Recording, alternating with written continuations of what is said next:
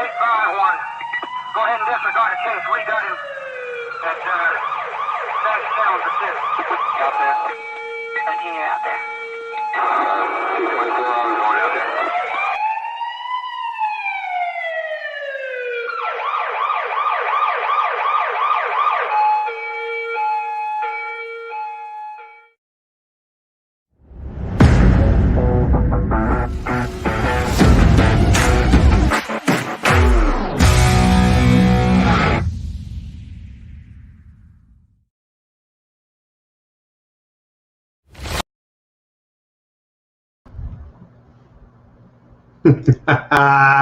Hey everybody, welcome to the Prepared Mind channel. It is Sunday Night Live. I hope you had a good weekend. I hope you got a little bit of rest because it's going to get nasty. You know, a lot of people think that the week starts on Monday, you know, Monday, Tuesday, Wednesday, Thursday, Friday. No, folks, let there be light. Sunday. Sunday's the first day of the week. And so here we are kicking the week off before the rest of the world is ready. Oh, you know, who are the best at what they do, right? People who are ready ahead of time, people who are ahead of everyone else. You and I as preppers are ahead of everyone else. And it's not to be the cool kid. It's not to be the smartest, folks. Just to keep from getting fucking killed. Just to keep from getting just stepped on and kicked around, folks. Our mission right here is to get people prepped, to get them to stock up, to get them to train their bodies and train their mind and plan for what is coming. This is Sunday Night Live, and it is time to get going, folks. This is your chance. We put Patreon together with YouTube. We put everyone together. We call this The Zoo. It is a great show every week. We do it on Sunday Night Live. You guys on Sunday Night Live get to tell me what the topics are going to be. Every other day of the week, right? It's John does a monologue and you guys do a few questions, but this is the show where you get to determine what is talked about. It is. So buckle up. Get ready. Get your drinks. Get your beverages. Get your brain wired because we're going to get rolling.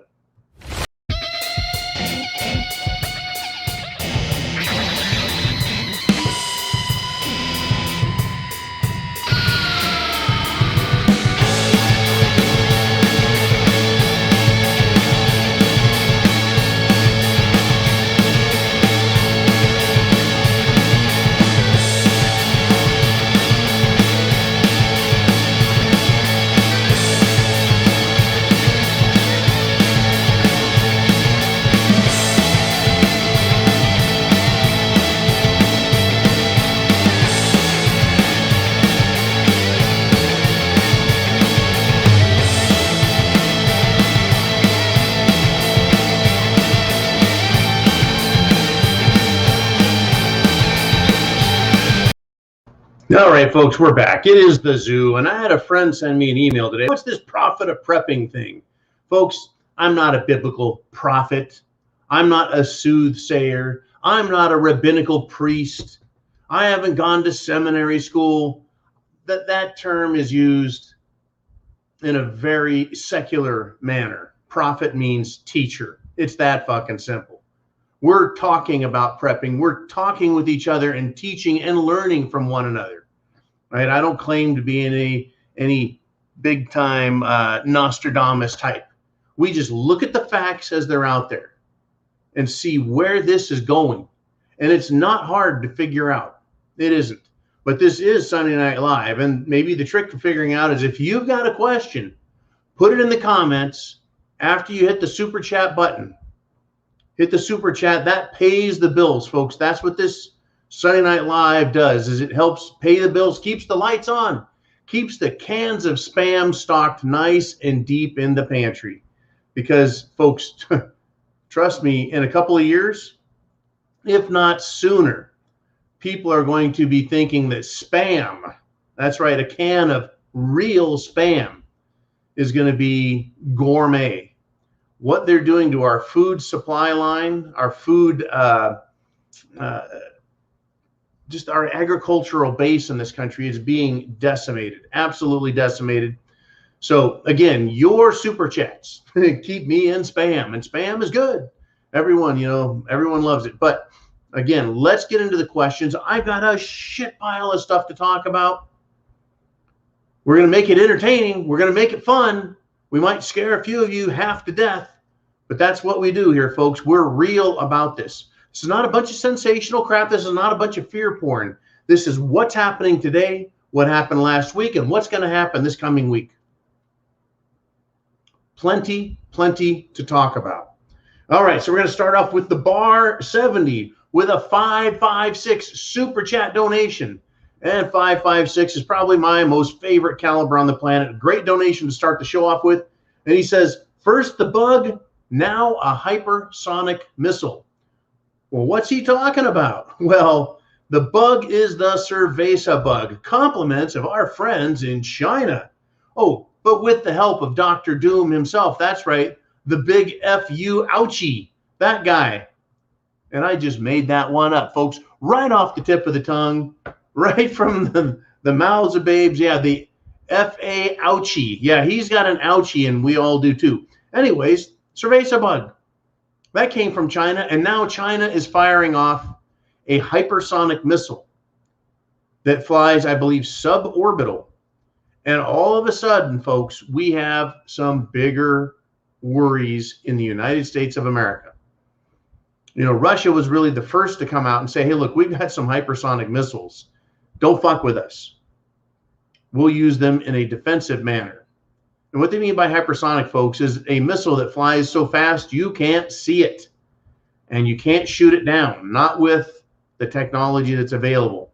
It's not just supersonic, meaning faster than the speed of sound. It's hypersonic, meaning 2 times or more faster than the speed of sound.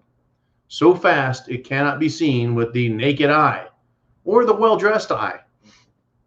But yep, that's it. And if they can fire a missile that's hypersonic, guess what? They can get over here to America very quickly.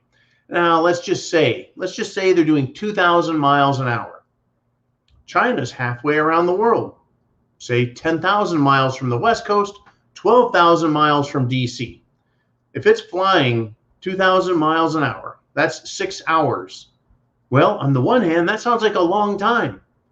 A long time to know that, yes, they just launched a hypersonic missile, and it's going to be 6 hours before it detonates somewhere over a major East Coast city.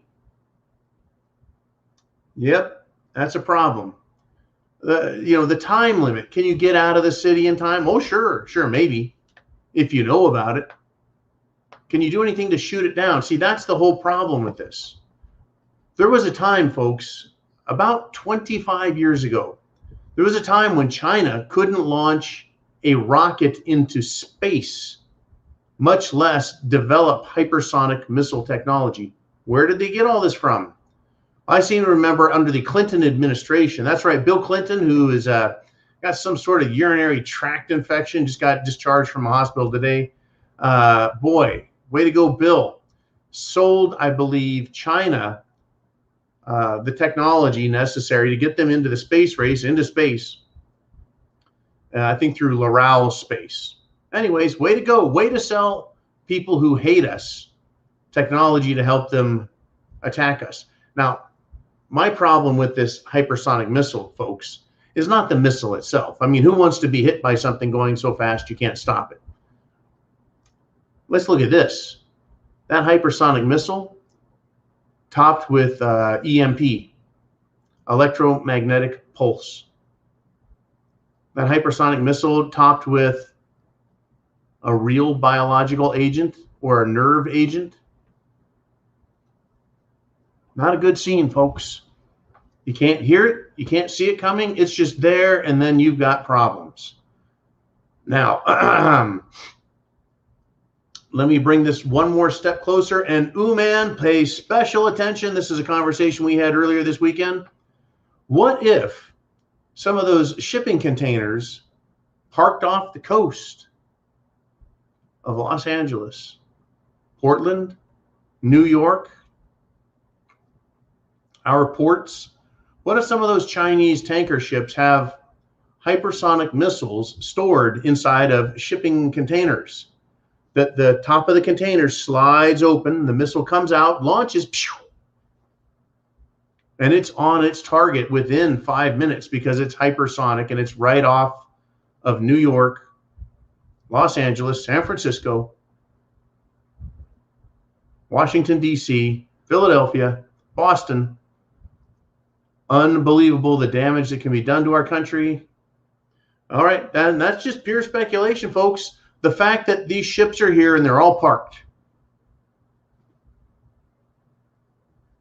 The fact that China has now launched this hypersonic missile and said, hey, what do you guys think of that shit, huh?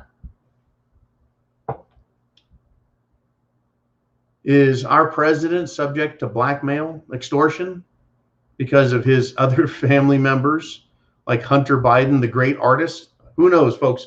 Anyways, let's move on if we shall. We got a $50 super chat donation from Julie V. It was a last minute super chat from last week. Thank you very much, Julie V. Who's been a long time Prepared Mind supporter. If you got a question this week, Julie, get it in, and Jolene will get it up on the board pronto.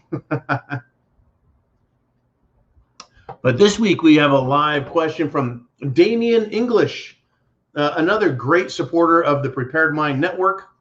And folks, again, our mission is to get people to be prepped, to stock up, to be trained physically, mentally, with self-defense tools, and to have a plan to deal with what's going on. So we got Damian says, can we start with, have you seen the amicus brief from Amnesty International claiming international law should supersede the Constitution? The lower class shouldn't have the weapons because it could have unknown consequences. Yes, I've seen enough. An amicus brief, folks, means friend of the court. Friend of the court. In other words, what they're trying to claim is legal neutrality. Right? Imagine two people standing on the side of the road arguing, a guy and his neighbor. And a third neighbor comes up and says, hey, I don't have an axe to grind in this. I want us all to just get along. So here's my opinion. And so the two people that are having a pissing match would listen to the third neighbor. An amicus brief. That's what it is. So Amnesty International, which sounds like an altruistic organization, really, that is helpful, except like other international organizations, you know, like the United Nations or the Red Cross or anything George Soros has got his fingers in, or Bill Gates. They always have an agenda. The agenda is always political, and it never, ever is good for you or me. Nope. It's always about them. Their beliefs, their agenda is always about creating more government power. Now, they have always hated the United States Constitution. The English did. The Brits, King George, after we won the American Revolution, folks, he was not happy. Was not happy. No sirree, Bob. In fact, he was so unhappy with us, King George, that, well, we ended up with something called the War of 1812. The Second American Revolution was its nickname. When the English came back over here and burnt New York to the fucking ground. They didn't like the Constitution. The banks tried taking over, and that noble and unloved, unsung hero by many Americans these days, Andrew Jackson, Old Hickory, who fought in the War of 1812, destroyed the bank, this international banking cartel. But they keep coming back. The attempt at the League of Nations, the success with the United Nations. But they could never get rid of the Constitution. They've watered it down. They've pissed all over it. They've tried setting fire to it, but it's still there. If not, folks, even though it's been beaten down, the Constitution, the words still say what they say. Even though the 4th and 5th Amendment have been shredded to shit, the 10th Amendment has been pissed on for over a century. The 2nd Amendment has indeed been infringed like a motherfucker.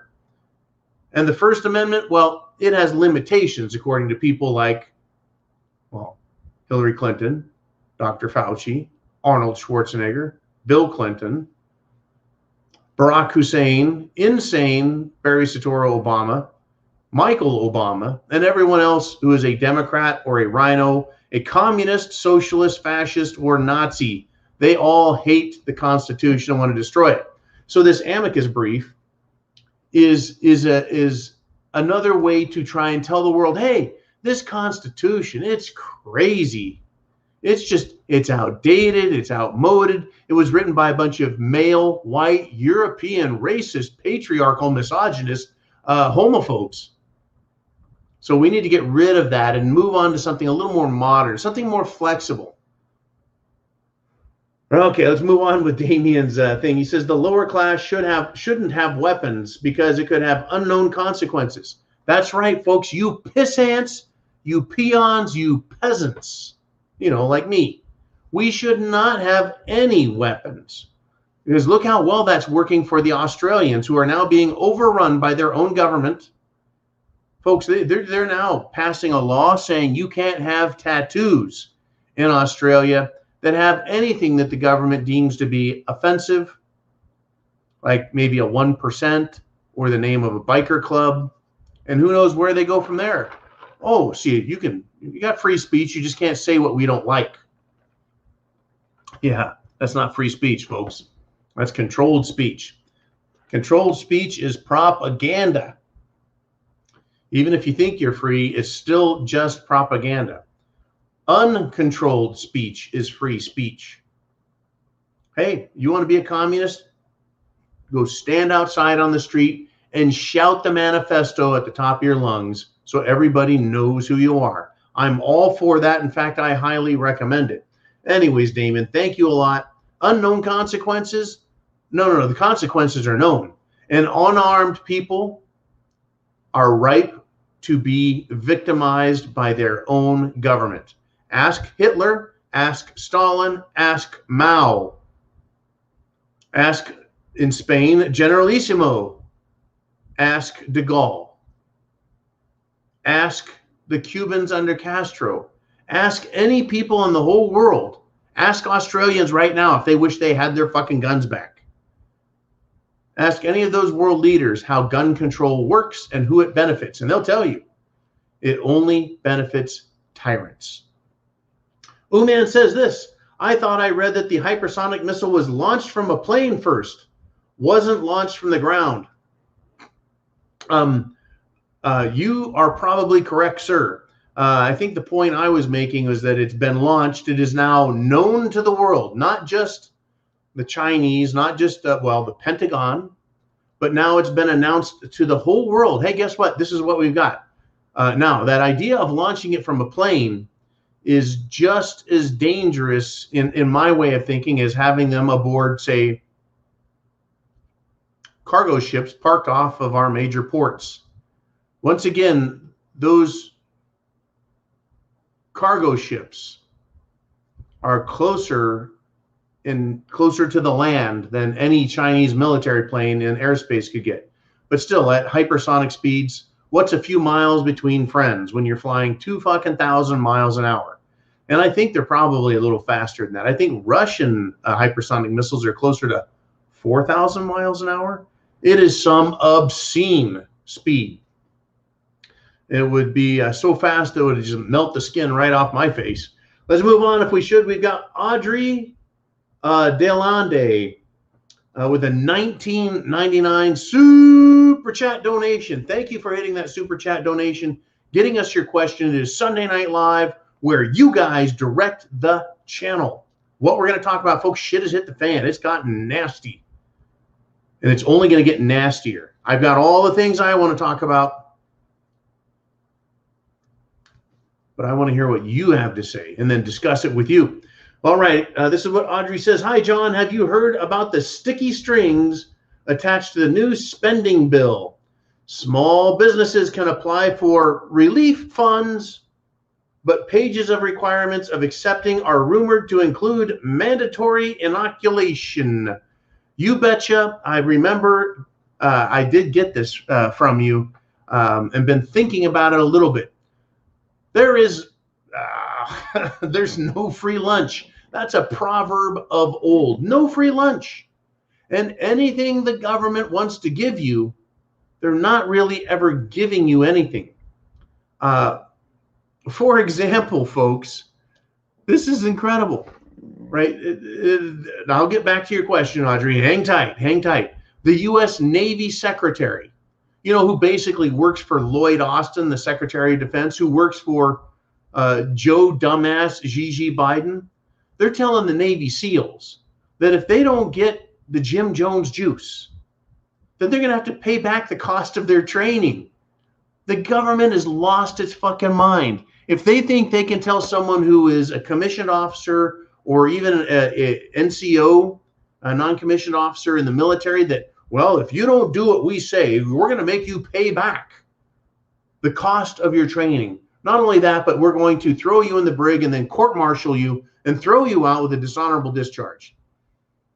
Unbelievable. Oh, by the way, we have a fantastic video for the military about mandatory inoculations, and I can't play it. We got a strike earlier this week, and I thought it was on this channel, but it was on a backup super secret channel where we test things. And whoops, got a little strike.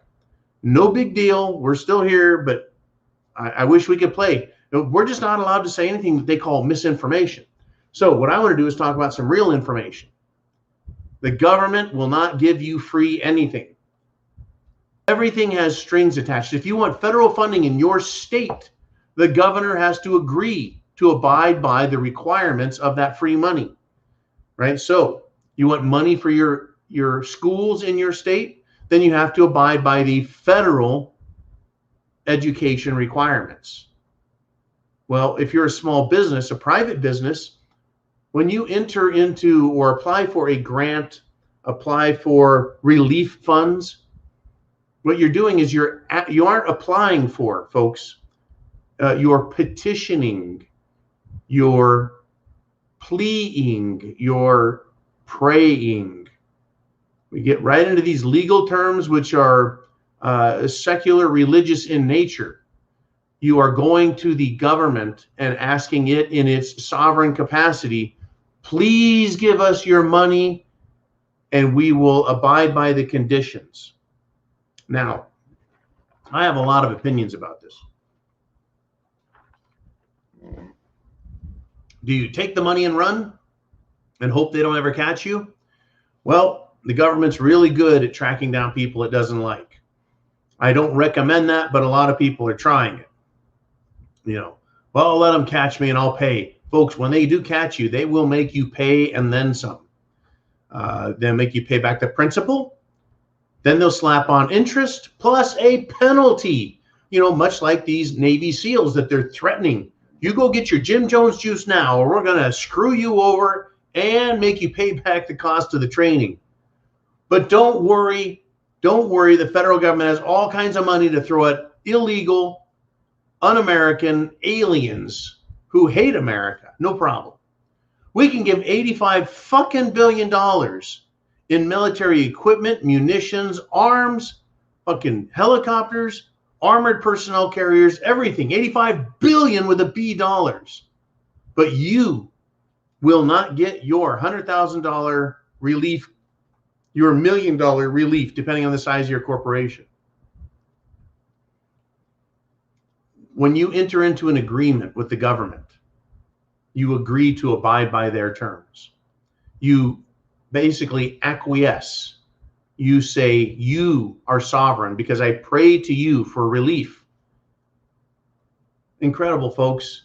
When you learn enough, you learn that you're making a deal with the devil or someone pretty damn close to it. And it's really never a good idea. Heidi says hello via PayPal with a $10 super chat donation. It says, put this towards some good Scottish water. Well, I've got some right here, Heidi, and prost to you. That's right, folks. Water directly imported from Scotland right here. I keep that handy for medicinal purposes. All righty.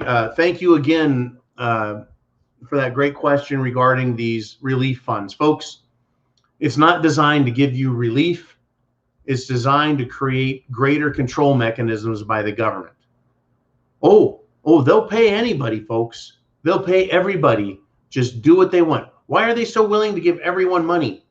Why are they so demanding that everyone get this vaccine? It's for a disease that is so bad. The disease is so bad that you have to go get a test to find out if you even got it, or if you ever even fucking had it. In order to take a medication that is so good, they have to threaten people to take it. Well, if we all needed it that badly, and if it was such a good deal, you wouldn't have to convince us. You wouldn't have to bribe us. You wouldn't have to threaten us. We would just do it. All right, Chester Wolf the Griffin checks in with a $2 super chat. And he says, hashtag, let's go Brandon. I'll go one step further. I love the let's go Brandon, and I'll tell you why. Because it allows people to say fuck Joe Biden without saying the F word, without dropping the F bomb. It's kind of like the nicer way to say it. You can say, let's go Brandon, and people know what you're talking about, but you don't get the stigma of having a dirty language, a dirty, filthy mouth. But for a lot of us, plain old fuck Joe Biden is more than sufficient. Either way, folks, let her rip. Either way, folks, spread the word. And what this has to do with is free speech. Absolutely free speech. You should be able to say, let's go Brandon, which is both it's a way to spit at mainstream media as much as Joe Biden, because the crowd at that NASCAR race weeks ago was chanting, fuck Joe Biden. And the announcer goes, oh, listen, they're really cheering you on, saying, let's go Brandon. Sorry. No. It's a way to say, hey, media, we know you're a bunch of lapdog ass suckers, for the president. And see, I said ass instead of dick. Right now, we have over 700 people live, folks. I want you to understand we're live on the Prepared Mind channel. Now, what I want you to do is I need you, while we're waiting for the next super chat donation, you got a question? Get your super chat in, and I'll make you famous. I'll read your question, your comment. But here's what I want you to do. If you're just sitting there, type in the URL. That is that address, the internet address, and send that to 1, 2, 4, 5, 6, however many people who should be prepping, who you believe are smart enough to be prepping. They may be prepping, or at least they should be. Because people are now waking up. They're pissed off. They're scared. They're upset. And from the privacy of their own homes, they can hit that hyperlink, come to this channel and watch this video and realize, holy shit, there's a lot of stuff going on. People are talking about this. The world is not all of them talking about cutting off their genitals, wondering whether they're a boy or a girl. No, for most of us, that's pretty easy. You stick your hand in your pants, you figure it out. It's a binary system, folks. Either you're a guy or a girl.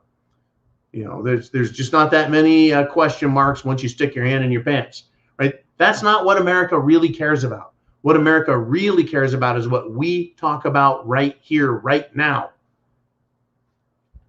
Every time, folks. For example, oh, by the way, yeah, 700 plus.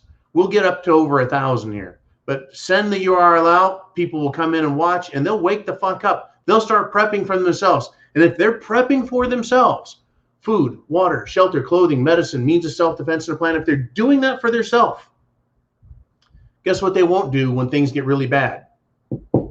You won't hear a knock on your door. Hey, it's Bill. We didn't take anything seriously. Can you help us? You don't want that knock on your door when things get shitty, folks. You don't want people coming to your house and saying, can you feed me too?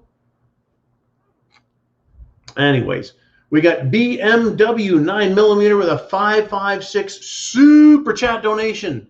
No question, just to thank you, sir, and I appreciate it very much. Your super chat donations keep the lights on. It pays for our servers. We have the preparedmind.club, which is a place to go buy your prepping supplies. You can shop anywhere, folks. Shop anywhere.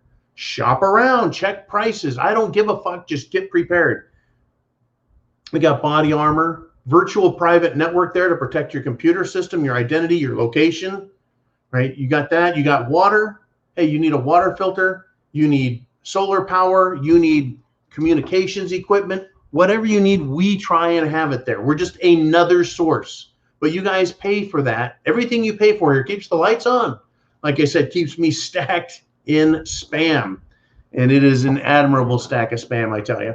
But the people are waking up, folks, and it's not just us little weirdos. It's no longer, folks, about, are you a conspiracy theorist way out there in the woods or in the desert or somewhere? Or is this mainstream? More so than anyone believes. Not just the idea of prepping, but the idea that you have inalienable rights. Well, get this, folks. Another ESPN or sports reporter, and this one is Allison Williams. She's leaving ESPN because of the, guess what? The requirement that she takes a big old slurp of the Kool-Aid.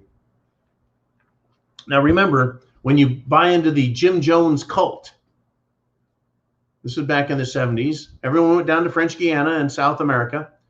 They were all told to drink the Kool-Aid. It had been laced with poison, and everybody died. They all committed suicide. So we call the stuff that they want us to take the Jim Jones juice. You take that shit, you could die. People are dying a lot more than is being reported.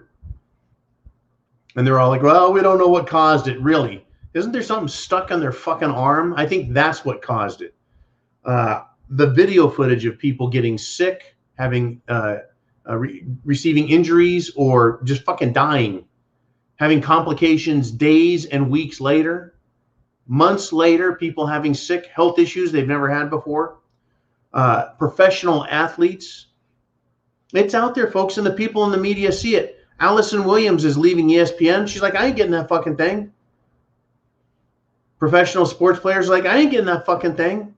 Regular people, folks, are saying, I ain't getting that. You can't make me, and I have rights.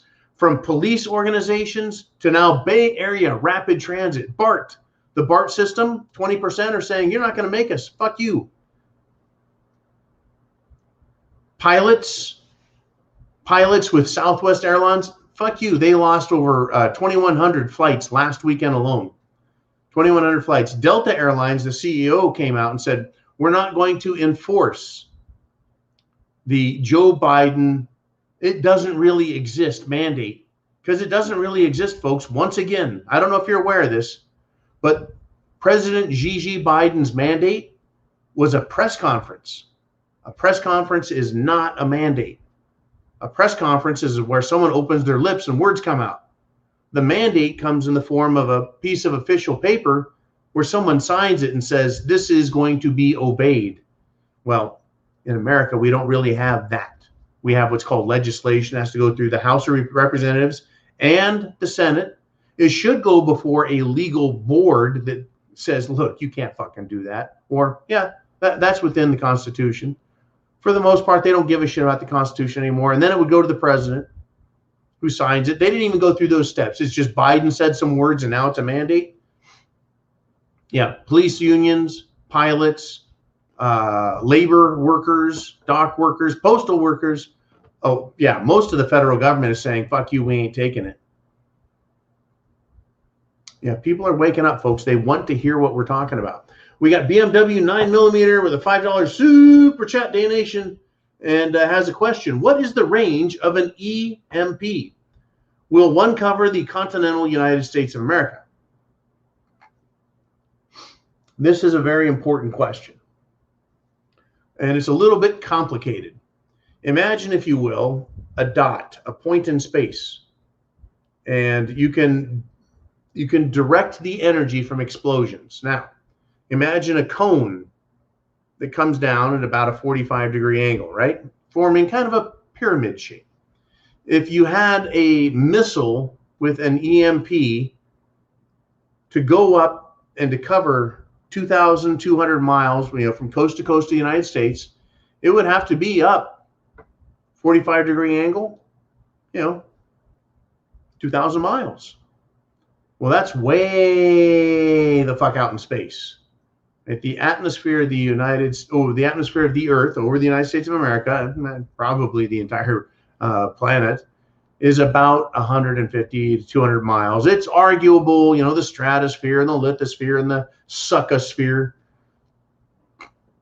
I still don't understand how space, which is a vacuum, which means it sucks. High pressure goes to low pressure.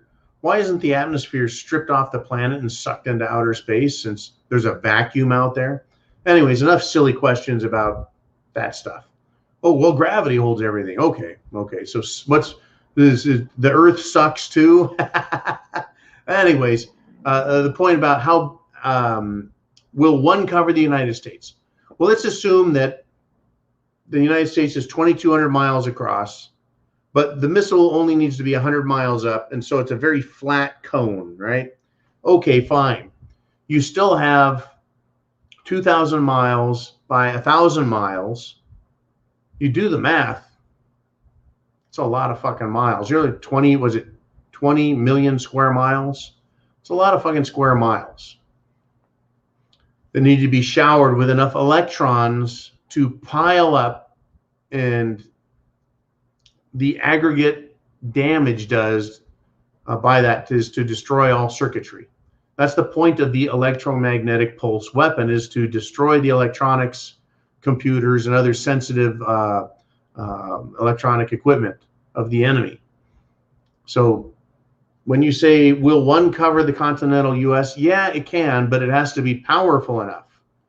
And so there's the other problem is, does it have enough power to shower electrons or electricity everywhere, shorting out, overloading all electrical systems to the point that they melt down? See, that's the idea, is that you overheat things, you cause essentially a short circuit and melt everything, melt all of these sensitive electronics.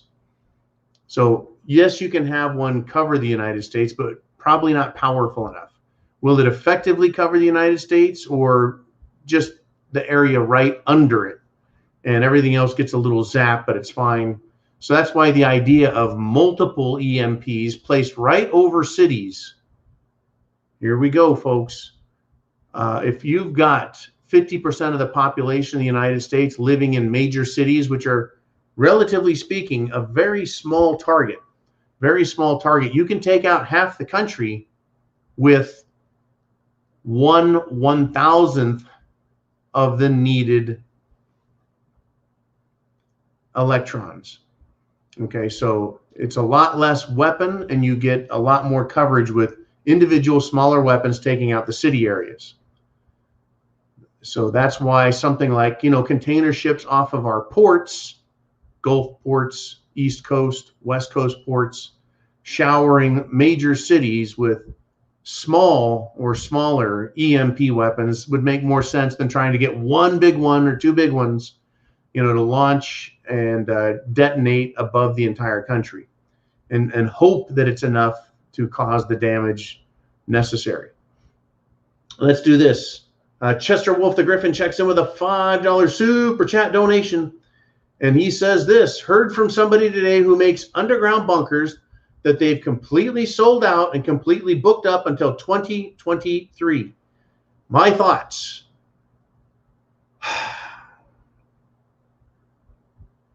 People we're entering an era very similar to the 1950s, the height of the Cold War, 1950s, early 1960s, when Americans were like, you know what? And then we had the Cuban Missile Crisis. That was like the peak of regular people in suburban areas, bringing in a backhoe and not digging a pool, but digging a hole in the ground and putting in a bunker.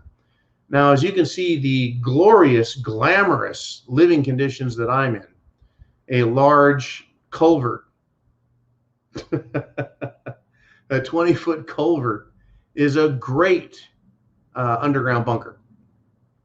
You just cap off the ends and have a ladder climbing through the top, a little peephole comes out, probably, some camouflage weeds behind some really nasty looking obstacles to keep people away. You know, it's much less expensive to do this than it is to buy one of those really fancy underground bunkers, but everything is selling out.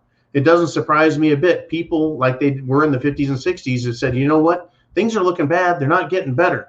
In fact, things are looking like they're going to get a lot fucking worse because communism and fascism have run amok. That's right, folks. They have run amok. Amok, amok, amok.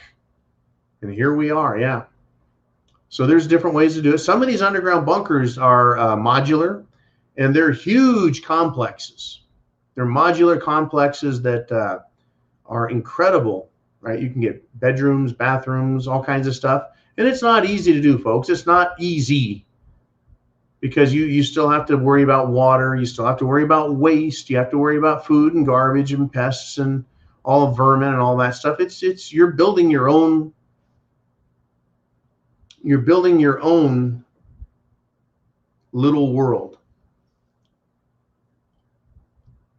And so you need tanks, you need solar panels. When you do all of this stuff, battery systems, generators, it's all very difficult and expensive. Some of them are mega expensive. This type of system here, a big giant culvert buried in the ground, is probably the cheapest way to do it. But, you know, getting a big ass culvert, it's not going to be cheap. Not anymore. Well, not as cheap as it was.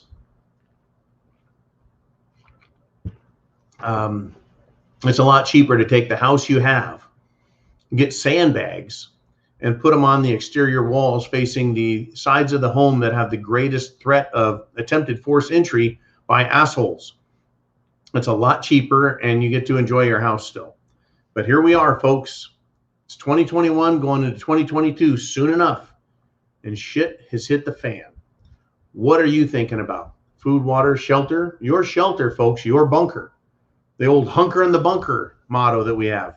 It matters. All right, we got Johnny Freedom Seed with $20 super chat donation. He says, hey, John, do you think that these employees standing up against the Jim Jones juice will make a difference? Wife works with the government contracts and has till December to make a choice. Religious exemption is a joke. They want too much info. We're engaged in a battle. It is a battle of wills. It is a battle of law. It is a battle of morals.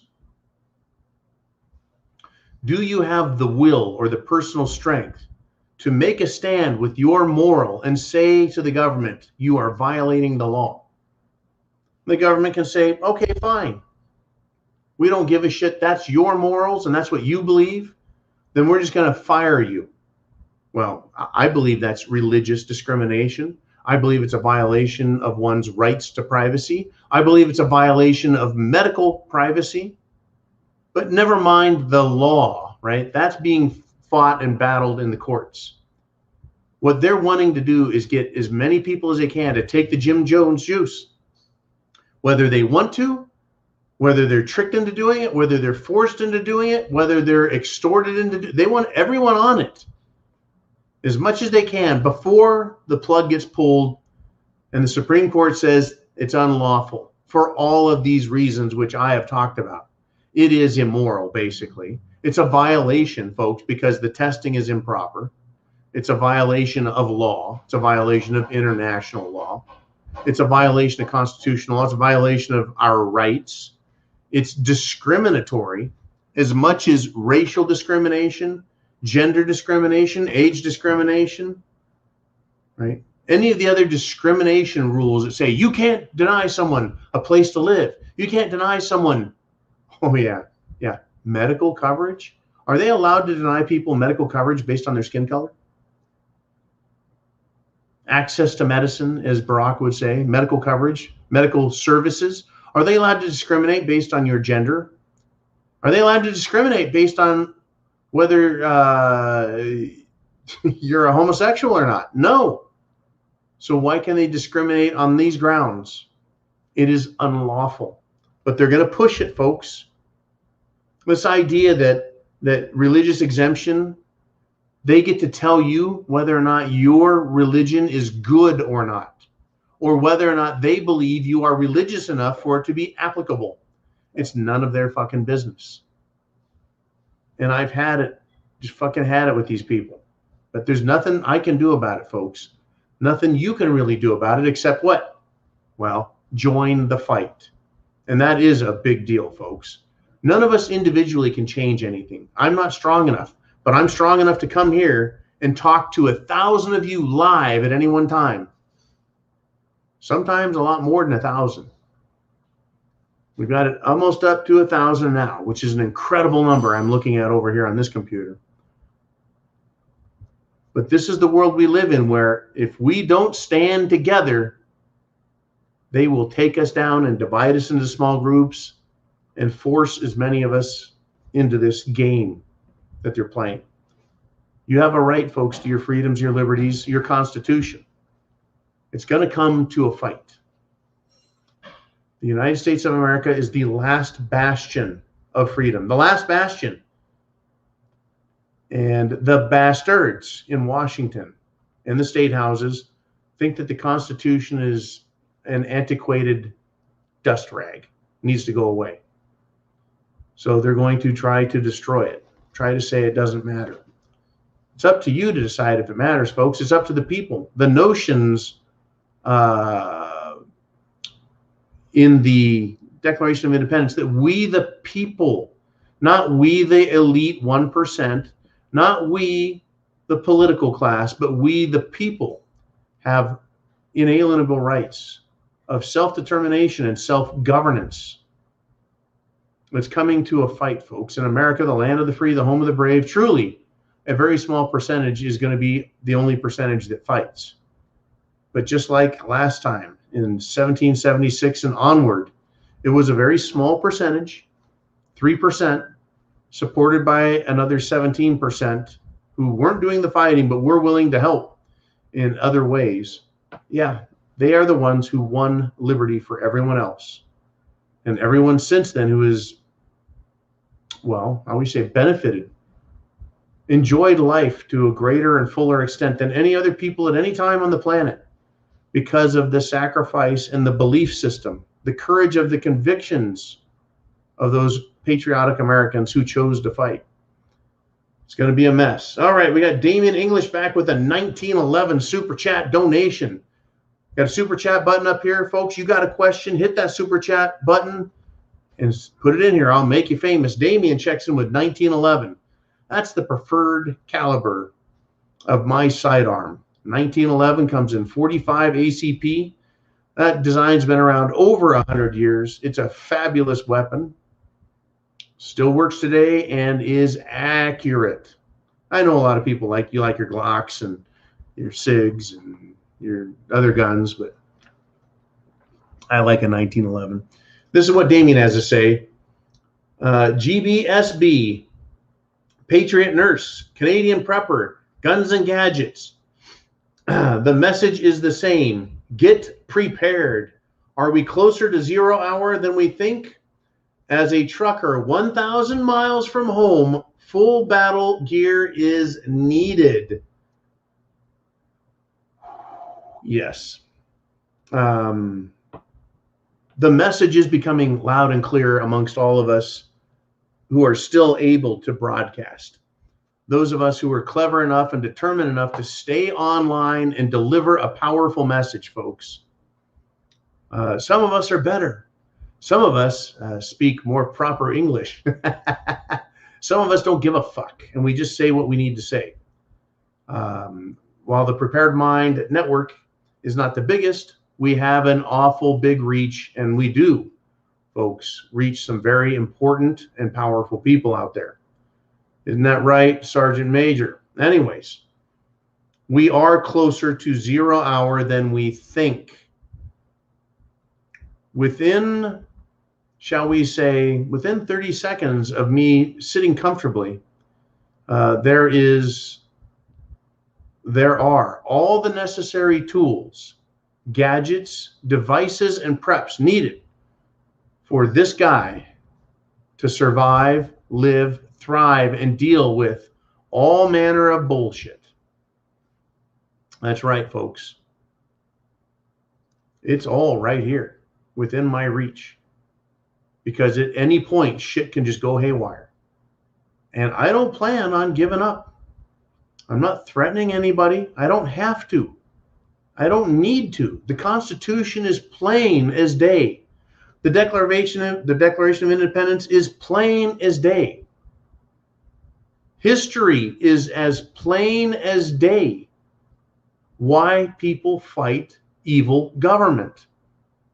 And what is evil government? And what are our rights? It's all plain as day. It doesn't take the Supreme fucking Court to tell you that you have a right to choose for yourself. That you can live where you want.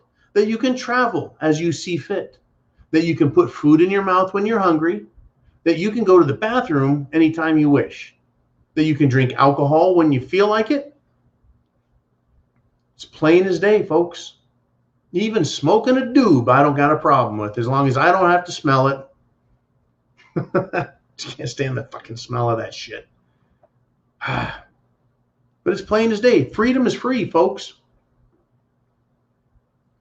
But, you know, you've got to be prepared. Someone comes kicking in your door, folks. You don't know who it is. But it doesn't matter who it is if you have not committed a crime. If being free, obeying the law, paying your taxes, going to work, being a good, decent, or honest, loyal American, loyal to your country, loyal to yourself, since when did that become a crime? Well, today it is a crime.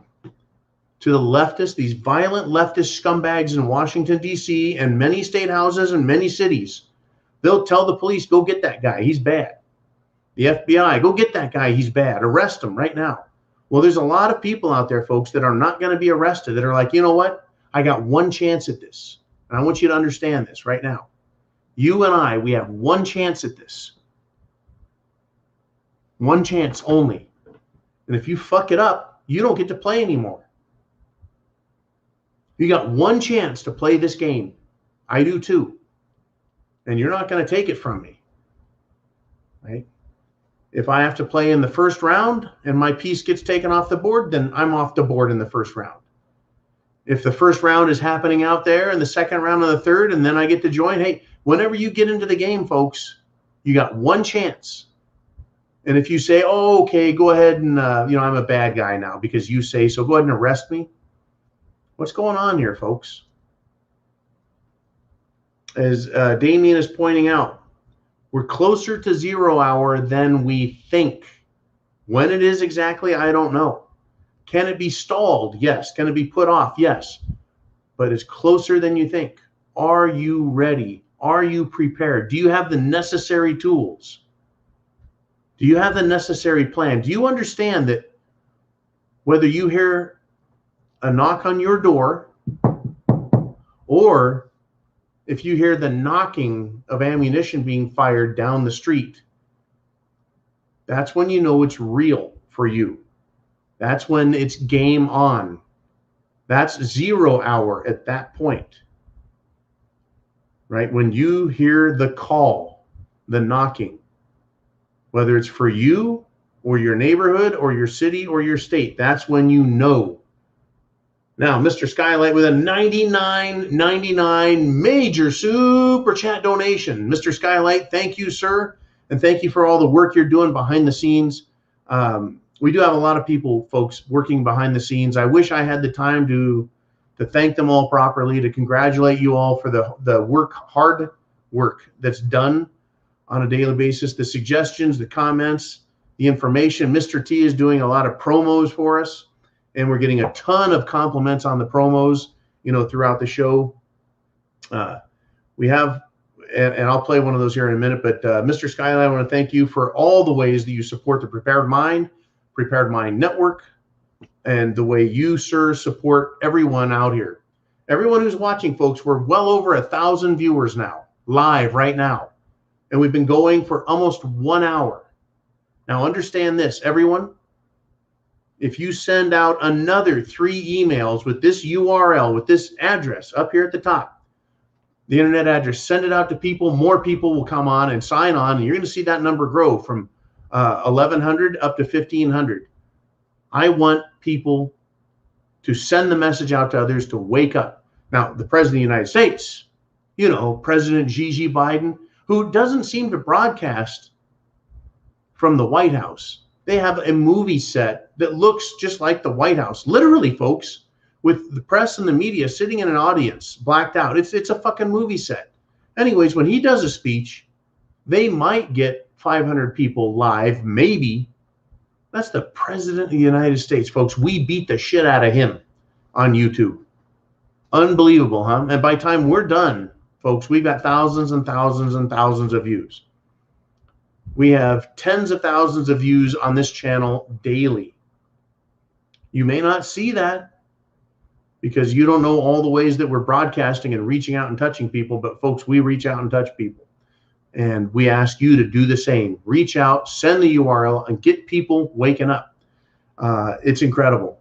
So how far are we, asks Mr. Skylight. We're in the thick of it right now. The words that we're hearing are words of violence coming out of the Biden administration. If you were to take anything the government says, you have to understand they can't say anything. They can't make you do anything without a threat or a bribe. So they offer you money for right, participating in their funding scheme or their bailout scheme, or they threaten you. We're going to fine you. We're going to fire you. At some point in the near future, folks, it's going to be, we're coming to your house. We're going to drag you off to jail. They're already doing this in Australia, folks, where they've done the bribing, they've done the scaring, they're dragging people off to health camps, and they're going to start forced vaccinations in Australia. It's coming. They've threatened it, folks. Absolutely threatened it. If I were a trucker, I would definitely have all of my goodies with me. Have a plan. Know where you're at. Everyone has to build a different plan for themselves, folks, based on, are you urban, suburban, rural, or remote? Is it a 4 seasons area of the country, or is it a 2 seasons area of the country, or a 1 season area of the country? Right? Do you have a lot of water? Do you have a lot of food? Can you plant year round or part of the round? Right? Is population density high in your area or low? How many roads lead to where you're at? Is your location on a busy highway, artery, or thoroughfare, or are you out of the way? Just all questions to ask, and then you have to build a plan around your situation. Right? A lot of people in rural areas, folks, and I got this from Paul, and I want to thank Paul, who's keeping a close eye on things up in Idaho. He says, hey, talk to a Costco worker who said that during the week they let their supplies get pretty low on the shelves, so that for weekends they can stock all of the shelves as full as possible to make it appear like there aren't supply line issues. So not only did they admit there's supply line issues and they have low stock, but they have a strategy to help camouflage it. Very interesting stuff. Jerry Thrasher checks in with a $5 super chat donation. Hit the super chat button. Throw me your question. I'll make you famous. This is what Jerry says. Have you thought about HHO gas generators or alternative sources of power? And what are your thoughts on such things? I can tell you right now, years ago, HHO, basically hydrogen generators. I built one. I put it on my non-turbocharged 6.9 liter mechanical international diesel in my 86 F250. And I also put it on my 2000 F350 with a 7.3 liter diesel. Now what it is it uses a DC current to create hydrogen gases. And then those hydrogen gases are pulled out of the generator and into the combustion cycle, via the air intake. And what I can tell you is I did the testing on this in both a turboed and a non-turbo diesel engine, which their diesel engines are diesel injected. I got 20% plus increase in fuel economy in both vehicles. Actually, I take that back. I got over 20 in the non-turbo. The turboed engine got almost 20. It was like 17, 18%. I did this fully back in 2014, before I got divorced. So I know that was, if I got divorced in 2015, then I did the testing in 2014. I can tell you it worked. It worked very well. It was it wasn't like 1 or 2%. It was fucking noticeably improved. Now, what I was able to determine is that the hydrogen, when recombined with oxygen in the combustion cycle of an engine, especially the non-turbo diesel, what it did was it caused, I don't think an increase in fuel economy. I don't think it increased fuel economy because of the hydrogen being burned. I think it caused the hydrocarbons or the fuel to burn more completely. That is, it caused a more complete burning of the diesel fuel. And so the non-turbo engine, you know, it got 16 miles to the gallon. In my much heavier F350, it already was getting 16 miles to the gallon. They both get 16 to the gallon. But the point is yeah, this technology works. Now, I pulled the equipment off of both engines because those engines are not designed to run with the additional volatility of combusting hydrogen. Hydrogen, when it burns or recombines with oxygen, has a very, how do we put this? Hydrogen is a very explosive burn, very energetic burn. Let's put it that way. There's a lot of energy and it's delivered very quickly. Whereas compared to hydrogen, you know, imagine gas when you light it with a match, it goes woof, and it's gone.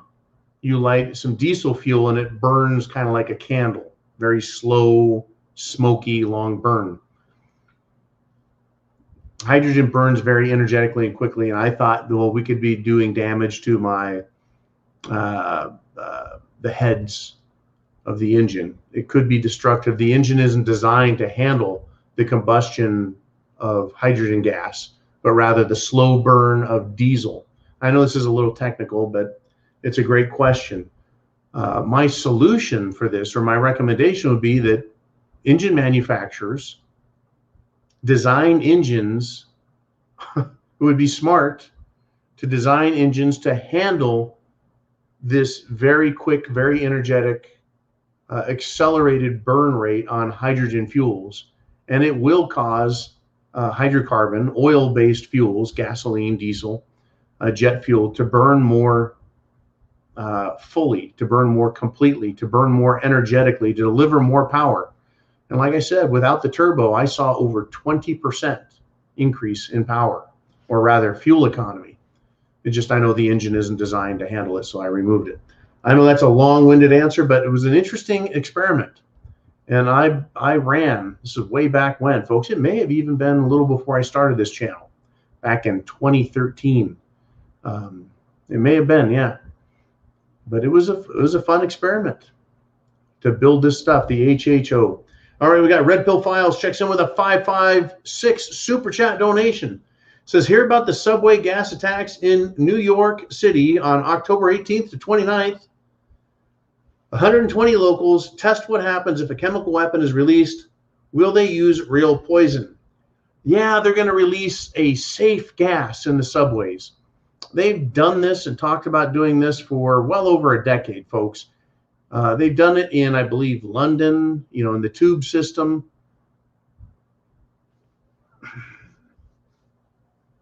Simulated terror attacks, simulated poison attacks. They're going to do one of the nation's largest drills coming up. Uman got a notification of from the government saying, we're going to do some emergency testing, and do you want to be a part of this drill? They love doing these tests. And as far as I'm concerned, will they use real poison? Well, the only time that these tests go bad is when they go bad. So there was one in some sandy location years ago, and there was another one that was done that was a test that went live in Boston. They do these things where, well, all of a sudden a drill becomes a real event. Now, the more widely it's publicized that one of these drills is coming, the odds are less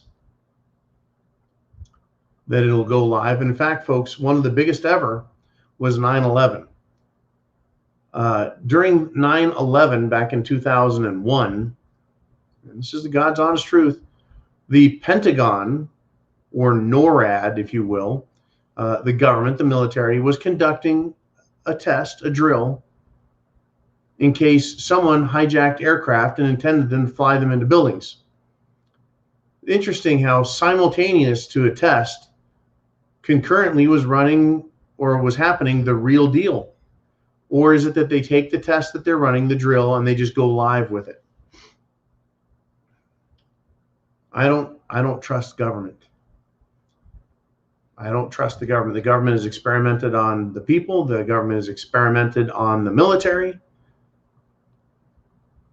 The government has unlawfully locked up Americans back in World War II. The Japanese Americans, who are 100% American, folks, they're just of Japanese descent.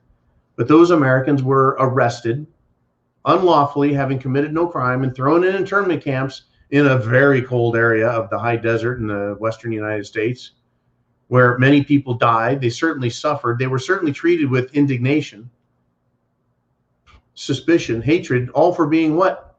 For being of Japanese descent. Well, we got people right now in Washington, D.C. That is the United States D.C. government is holding people captive right now for having done nothing more than walk on public ground in the U.S. Capitol. They didn't trespass, folks, on Area 51. They didn't try walking onto Fort Hood to see what the Afghans are doing there, or any of the other illegal aliens that are being held on that place and other military bases. No, they were on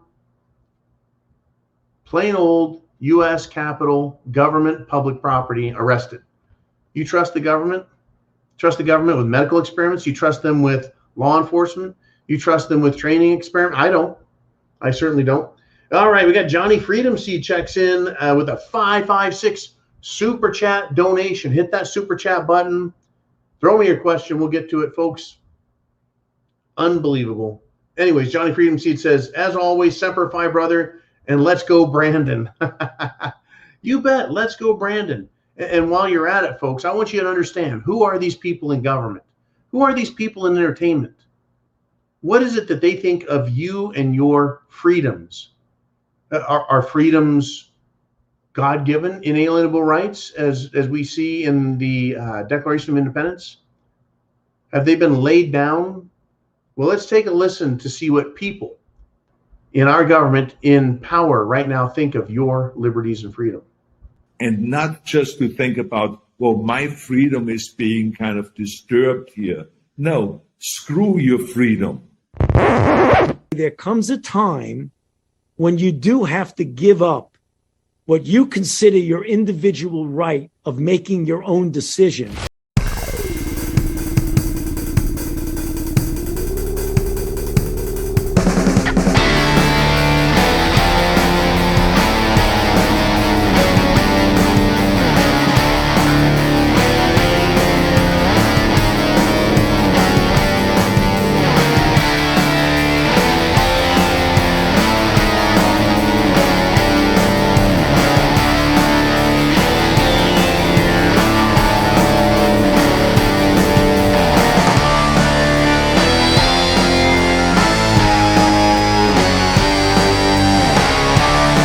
A time when you do have to give up what you consider your individual right of making your own decision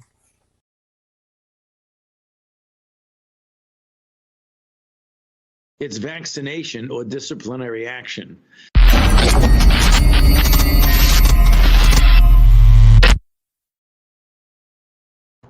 Disciplinary action for having individual rights that you do have to give up. Screw your freedoms. I don't think so. That's what they think of us, folks.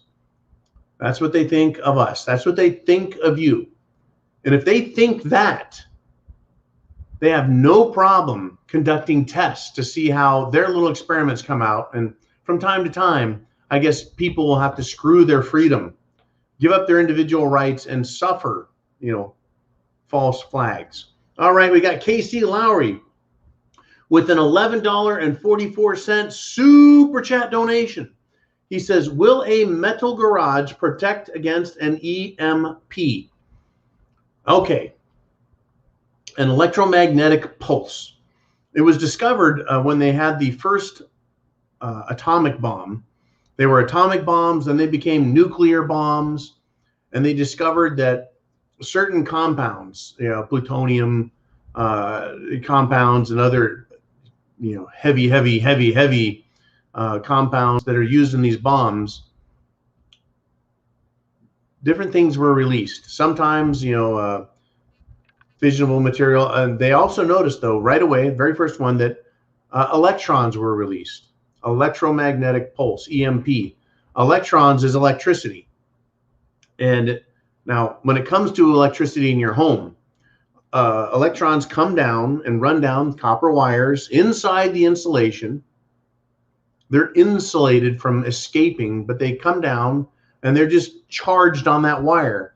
And when your appliance or television or computer, something needs those electrons to drive a motor, well, they flow, right? Now, what happens with an EMP is a device, a nuclear type device, is ignited or set off that releases all of these electrons. And they're designed specifically to release a lot of electrons, not a lot of radiation, not a lot of light, not a lot of heat, not a lot of wind.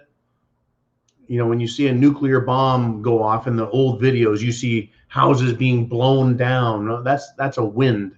That's a concussion, air-based or air-carried concussion, wind. EMP is designed to release electrons.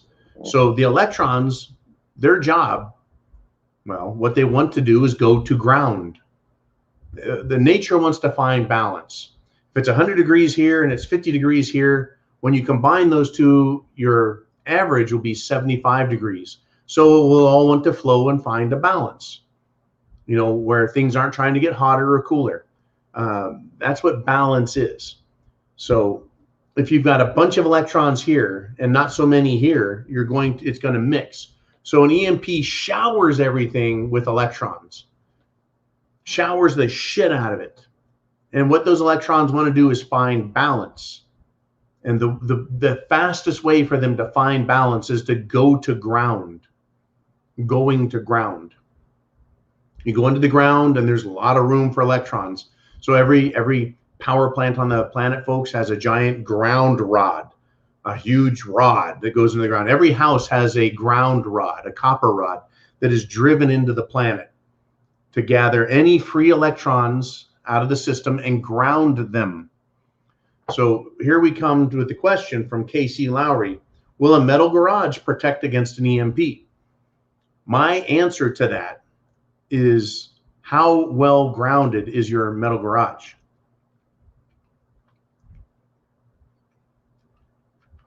Now, I'm not an expert, but I do know a little bit. I've wired a number of houses. I've looked at Faraday cages and designs. And a Faraday cage is designed specifically to protect against all form and manner of electronic radiation and interference, because it is designed and engineered to gather all energy and shunt it or ground it. So something like a metal garage or metal building can be, in my opinion, very effective at gathering free electrons from an EMP and then shunting them or sending them to ground. if your metal building is attached to wooden members, wood that's in the ground, it's not going to be very well grounded. So that free electron, they just fly all over the fucking place till they find ground. That's the trick. And we won't know. My belief is that there's probably going to be an EMP attack at some point. If you're right under it, you're probably screwed.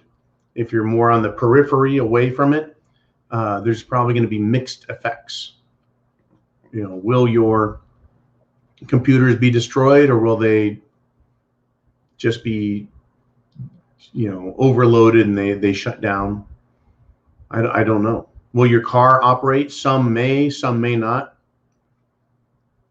The problem with the new modern computer systems is they are so finely made, finely meaning small, tiny, that any overload in voltage or amperage, milliamperage, anything will be enough to melt down the circuits to where they don't operate. So microchips, very susceptible to damage, whereas old-fashioned electronics, solid-state equipment is a little better protected. We're going to find out, though, folks, when they finally do whatever it is they're going to do.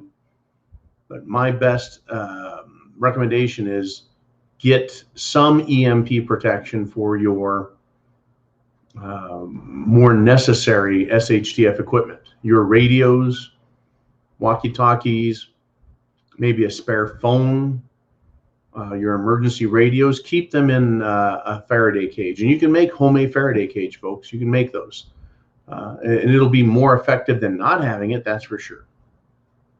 Let's move on, if we shall, with Vicky's Suburban Living with a $9.99 super chat donation. Thank you very much. Vicky says, 45 minutes from Chicago. Worried about National Guard stepping in. What about RoboDog snipers with 5.56 ammo? Hashtag let's go Brandon. Folks, if you would, in the comments section, everyone put down there hashtag let's go Brandon. That will drive literally Google and YouTube nuts. Hashtag let's go Brandon. Put it in the comments section. You don't have to type anything else. Just hashtag, got to put in the hashtag, the little number symbol. Hashtag let's go Brandon. The more you put down any hashtag, the more it draws Google to look at any one item. So if we've got 1,000 let's go Brandons, Google and YouTube would have no choice but to go, this is a good website, check it out. Anyways, you're 45 minutes from Chicago. I don't know if I would worry as much as if I was half an hour, 15 minutes, or 1 minute from Chicago. But yeah, you got some concern there. As far as the National Guard stepping in, the problem is that they would go, the National Guard, to where the problems are, or to the periphery of where the problems are. That is, let's just say the problems are in South Chicago, gang members shooting everything up because there aren't very many police. So they call in the National Guard because Beetlejuice, the mayor of Chicago, has decided to tell the police union to go fuck themselves, and they have to get the Jim Jones juice or they're fired. And they're like, well, then fuck you, we quit. And now you have a crime issue, a terror issue, a violence issue going on. The National Guard, if they aren't called in and told to sweep the streets of all the scum, they may be told just to surround the scum, to put a perimeter around it, a containment line, if you will, right? Contain the enemy, or contain the source of violence and unlawful behavior. They're not, the National Guard won't be thinking about you 45 minutes away or an hour or 2 hours away. They're going to be more concerned about the potential risk and threat that they're told to go watch. Now, with regard to RoboDog, RoboDog is reference to DARPA's four-legged autonomous robot surveillance system. Looks like a robotic dog. that has been modified and perfected over the years. I watched RoboDog go from a clumsy, weird-looking piece of shit that's loud because it used to have a gasoline motor, two-stroke no less, motor powering it. Now it runs off of lithium-ion batteries, you know, so it can go a couple of hours operating without having to carry fuel and run on a gas engine that's really loud. Still, you know, if they wanted to make them bulletproof, RoboDog, they have to be clad in very thick, very heavy armor, which of course would take down their ability to operate quickly and then last as long, because it takes more energy to push around a heavy robot dog than a light one. Now, when you say RoboDog with 5.56 ammo, yeah, it's pretty simple, I think, for RoboDog to be weaponized, to put a weapon on it with a sighting system where they can shoot people. If I was 45 minutes from Chicago, I wouldn't worry about RoboDog, but I would worry about RoboDog if I was in Chicago. Now, we're talking about lawless Chicago, lawless problems, lawless cities. What if you lived in a city like a suburb of Dallas-Fort Worth, Texas? You're in the free state of Texas, outside of a big city where it tends to be very, very conservative, and they're using RoboDogs to patrol neighborhoods. And RoboDogs in suburban Dallas-Fort Worth, Texas, RoboDogs are armed and are enforcing curfews. And every time someone was shot by a RoboDog, I would have the impression, the understanding, the belief that behind RoboDog's actions is another human being making a decision. There's another human being repairing RoboDog, preparing RoboDog, arming RoboDog, loading magazines for RoboDog. Same with drones in the sky. There's human beings fixing and repairing drones, flying drones, charging drones. Those human beings, as far as I'm concerned, are just as, shall we say, responsible for any deaths that occur. Right? If I'm responsible for the damage caused by my truck as I'm driving it down the street and I crash through someone's fence and into their house, if I'm responsible, shouldn't people who operate these be responsible for everything they do? The answer is yes, definitely. Just following orders, just doing my duty. Sorry, not good enough. If I'm in Texas and these dogs are turned loose, we're going to have problems, folks. And I think a lot of Americans feel that way. I don't like the idea of using robots to enforce rules against humans. And those rules aren't constitutional. We got problems on many, many levels, from the operational level to the decision makers, to the creators of the product, and to the agenda makers in Washington, D.C. and elsewhere. In other words, there's going to be hell to pay at some point. We got Hexer1 with a $4.99 super chat. He says, will an EMP kill microchips if anyone has them? Once again, how well grounded and protected is the circuitry that you're discussing? And how powerful is the EMP? How far away is it? How powerful is it? And how well protected is your equipment?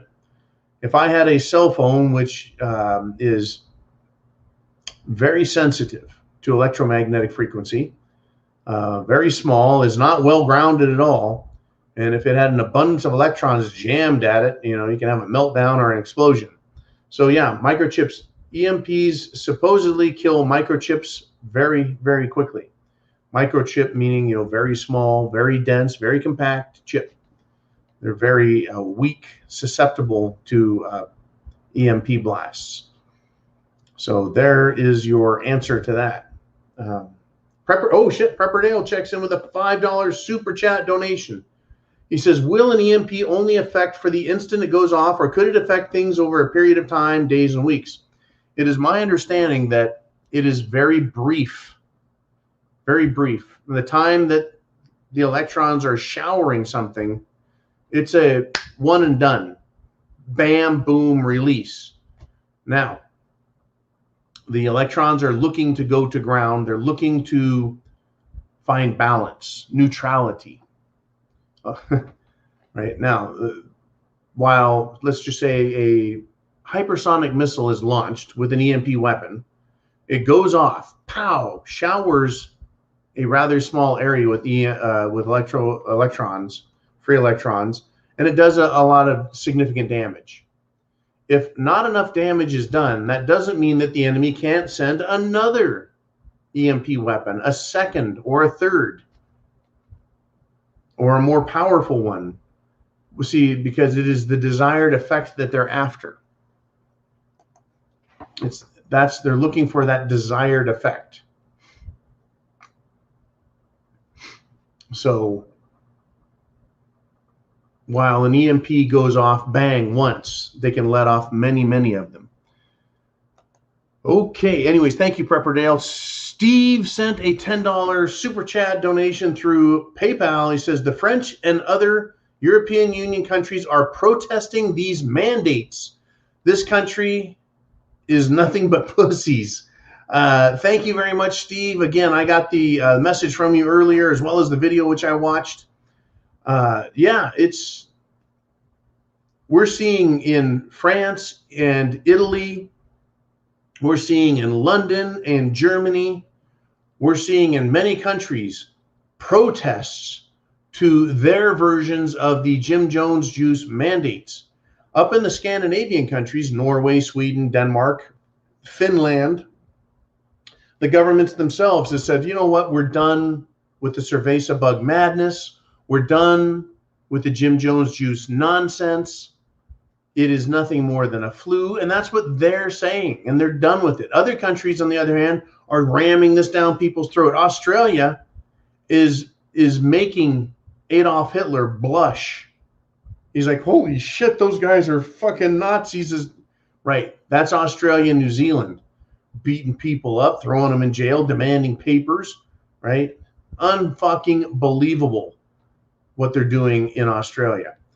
But my opinion that I shared with Steve is you right, America, this country is nothing but pussies. Well, guess what? It is my opinion that, well, if America is loaded with pussies or wimps or weaklings, if you will, we have to look at why. What, I had a girlfriend once said, I don't know why they call that weak person over there a pussy. Is that pussies can take a pounding. Those things take a beating, right? It's kind of like a pansy. I had flowers, pansies once. If someone's a pansy, it's a weak or pussy. Fucking pansy gets snowed on. All the other flowers died. The pansies kept growing. I'm like, that pansy is a tough ass flower. Now the point is that we aren't seeing the strong people come out in America because we're all pampered. We have food. We have water, we have shelter, we have clothing, we have everything we need. What are we fighting over? Someone's yelling at me. It's not that big a deal because it doesn't affect me. Right? Here I am in my bunker. No one's touching me. I don't have to go out and fight in the street. There comes a point, though, in every country where people have had enough. America hasn't been pushed hard and far enough, Steve. That's my opinion. You want to see people fighting back? It's just about getting there. It's getting there. Now, in France and Italy and other countries, they don't have a Second Amendment. America's like, when you start taking guns, okay, then I'll think about getting upset. You show up at my door, I'll think about it. We're far too comfortable in the United States of America, far too comfortable still. We're too spoiled. We're too fat and sassy. Hey, I'm thirsty. I'm going to go to the fridge and get a cold beer. What me worry? Why should I care? That's why America isn't fighting back. That's why they appear to be a bunch of pussies. They're sitting on their porch drinking their fucking 12-pack of Budweiser beer with a shotgun leaning against the house while they rock in their chair going, Ain't no one in my neighborhood fucking with me, so I'm just going to drink this here beer and wait for him to show up before I get my gun out. That's what I see happening, is we're very spoiled. We have, or we think in our heads, we have all our rights, we have all of our guns, go ahead and try me. The government has yet begun to fight against us. I think we've got a lot further to go before it gets any better. It's going to continue to get a lot worse. At some point, the fighting starts. At some point, people get pissed. It is coming. I'm not asking for it. I don't want it to happen, but it's going to. Augie Leonard sent a $10 super chat donation. Thank you, Augie, very much. No question, but just a nice donation. Goes into the GTFB and SB. That's the get the fuck back and stay back. And folks, I am not in the RMZ. I am in the bunker. I'm a hunkering in the bunker. I'm here on the continental United States of America. I'm not in some faraway country. I'm not on some paradisical island. No, sir. I'm here in the US of A, waiting for them to push us too far. All right, we got Darcy checks in with a $50 super chat donation. Says, hello, John. What do you make of William Shatner's reference to a catastrophic event? Well, I got to tell you, Bill Shatner, a.k.a. Captain Kirk. Captain Kirk is an icon. He's an entertainment icon. He's symbolic of the future of humanity. Remember, he belonged to a television show, right, Star Trek, that was going to boldly go where no man has gone before. Right, this federation of countries in the far future built these fantastic spaceships that went out to check out the universe. And if you ever watch the old Star Trek, you'll realize they used the science fiction platform to explore humanity's limitations, what our beliefs were, our social standards. It's quite interesting. I've watched some of it in the last few years and just had a good laugh. But Bill Shatner, William Shatner, a.k.a. T.J. Hooker, and he's played many roles in movies. It seems like he and other astronauts, people who have gotten a look inside the club, they always seem to come away with interesting quotes and experiences. In this case, Bill refers to a catastrophic event. Buzz Aldrin, the second man to have stepped foot on the moon movie set, Buzz Aldrin went down to Antarctica several years back, and he said that's what they have down there is pure evil. Thinking what they have, evil ice, right? They always seem to come back with something different. They get a look behind the scenes at what is happening.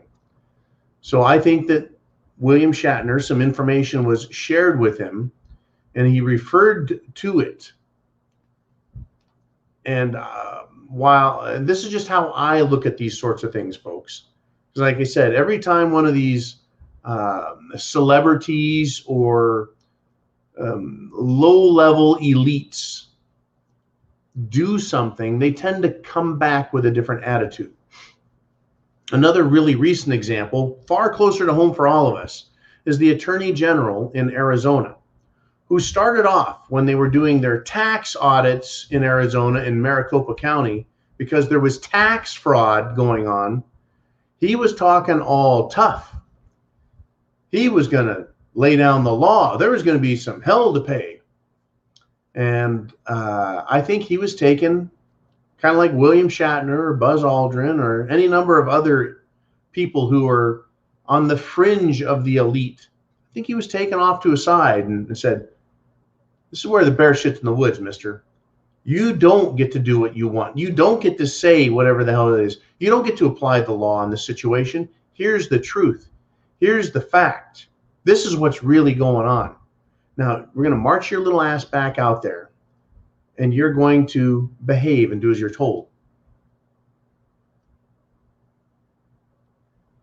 If you want to read a little bit about how this works, you could also read and look into President Jimmy Carter, who promised to expose to the world, to come clean with the American people, the truth about the UFO phenomena, you know, aliens.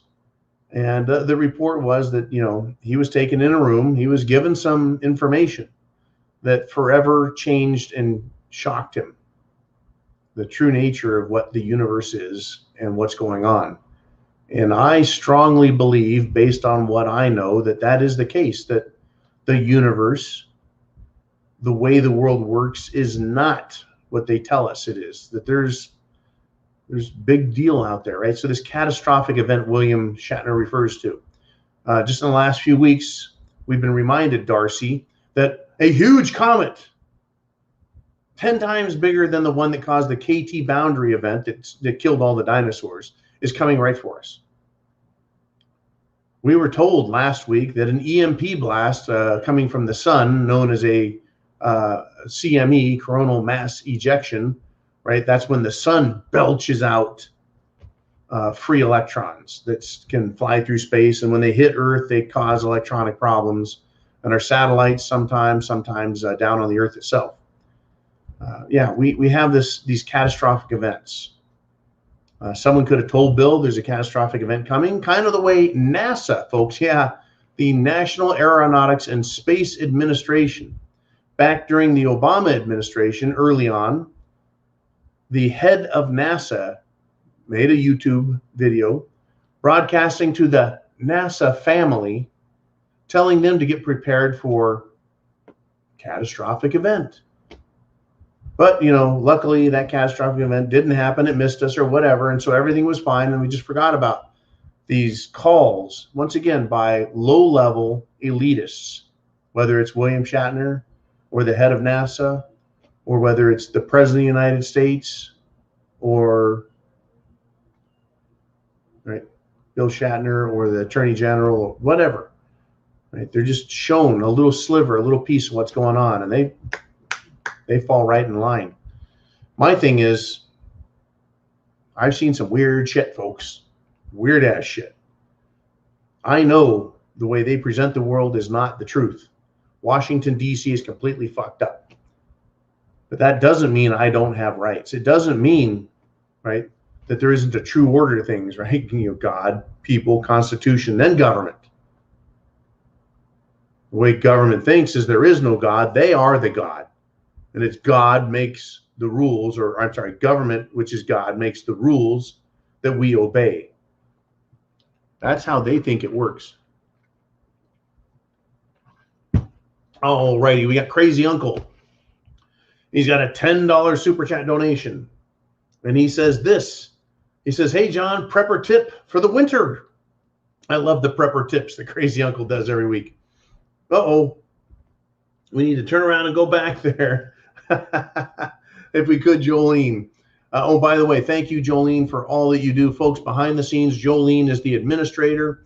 She handles the questions for the day-to-day videos. Oh, yeah. Monday through Friday, we do both monologue and question and answer for Patreon members. It's only $2 a month, 7 cents a day. And you can join Patreon.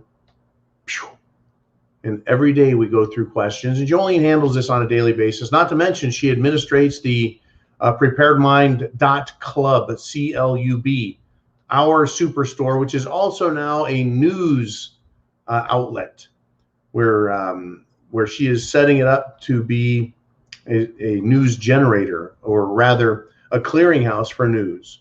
That is websites that have news stories, they end up getting automatically fed through the preparedmind.club. We can't do a whole lot on YouTube, folks. We reach a lot of people, but it's on Patreon where we really get the powerful stuff, as well as our daily videos. Anyways, back to the Crazy Uncle's question here. He says, prepper tip, if you have to run your generator outside due to outage, be sure to chain it down. It is common for them to be stolen, and you just think it's out of fuel. Takes 4 seconds. That is a problem, folks. People stealing shit.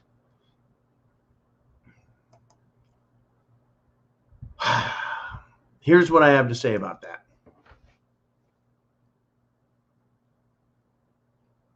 Locks, chains, fences make honest people honest. That's really what they do. As a Marine, we had to put a padlock on our wall lockers, our foot lockers, and there was a rule, whether anyone was there or not, whether it was your private room or not, you had to keep things locked up because it kept everyone honest. Now, if something isn't locked down, someone may think, well, I'm just gonna steal that. I'm just gonna take it, right? Because it's not locked down. Well, someone who really wants to steal something will cut the lock.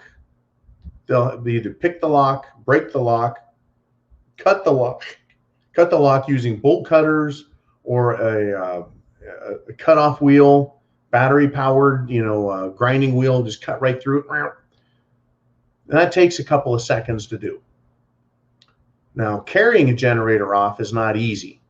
They weigh anywhere from 50 pounds for a little 1,000 cc all the way up to hundreds of pounds for, some serious wattage. So it's going to take one or more guys to carry it away, and they're not going to move that fast. Now, in the event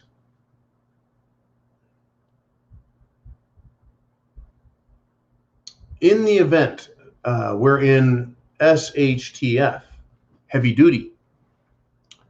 People are hungry, people are thirsty, people are scared, people are confused, people are sick, people are wounded. There's violence, there's fires, there's an atmosphere of uncertainty. If anybody tries to steal anything, folks, they're going to get shot. It doesn't mean they won't try. It doesn't mean they're not that stupid. But my attitude, and this is just my attitude, and for the purpose of argument, if I had a can of pork and beans sitting on my porch, and someone saw that can of pork and beans and thought they would steal it because they're hungry, they're not just hungry, folks, they're starving. That person wants to steal that can of beans. Well, let's just say they stole it.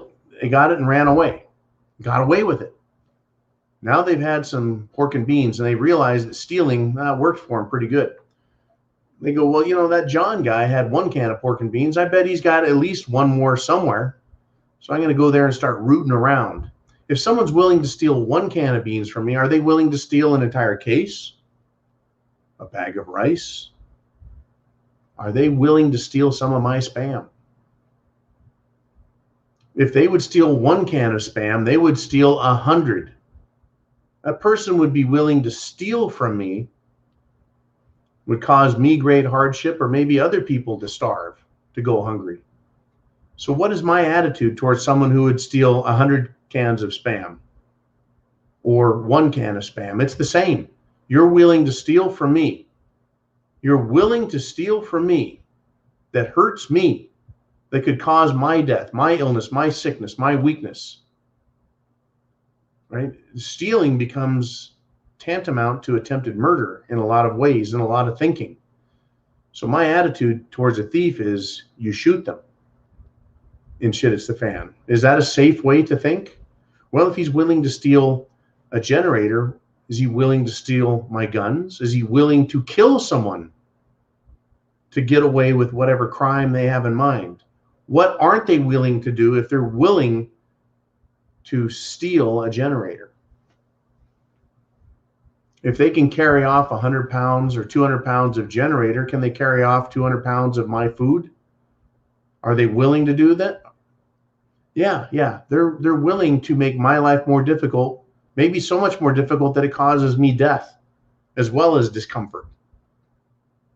So when shit hits the fan bad, I would recommend chaining your generator just in case someone tried. But more than likely, it would act as a deterrent. Someone hears a generator and they see the chain and like, fuck that, right? I wouldn't want them to go, hey, that generator's sitting out there, it's running. But again, this is where we get into trouble. A thinking, rational human being would say, there's a running generator. That means someone's using the power. That means someone is there. That someone was smart enough to buy a generator for some real purpose. And they probably have a gun as well. I'm not going to go fuck with them. But the irrational person would say, that's a generator and I sure could use that. I don't know what I'm going to use it for, but maybe I could trade it for some food or some fucking crack or something. So I'm going to go try and steal it. And the irrational person who doesn't think very clearly already, they just might try and steal it. So having it chained or locked in position is a good idea. It just is. But the entire situation is, if you got a generator, something worth stealing, can of beans, don't leave it laying around.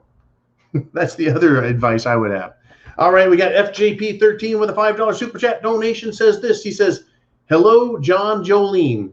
So you ride on a phallus up real high. You're an ass trocknot. Yeah, the the rocket that William Shatner supposedly was blasted into space on looks like a giant dick. Johnson looks like a big Willie. You know, unbelievable. You know, they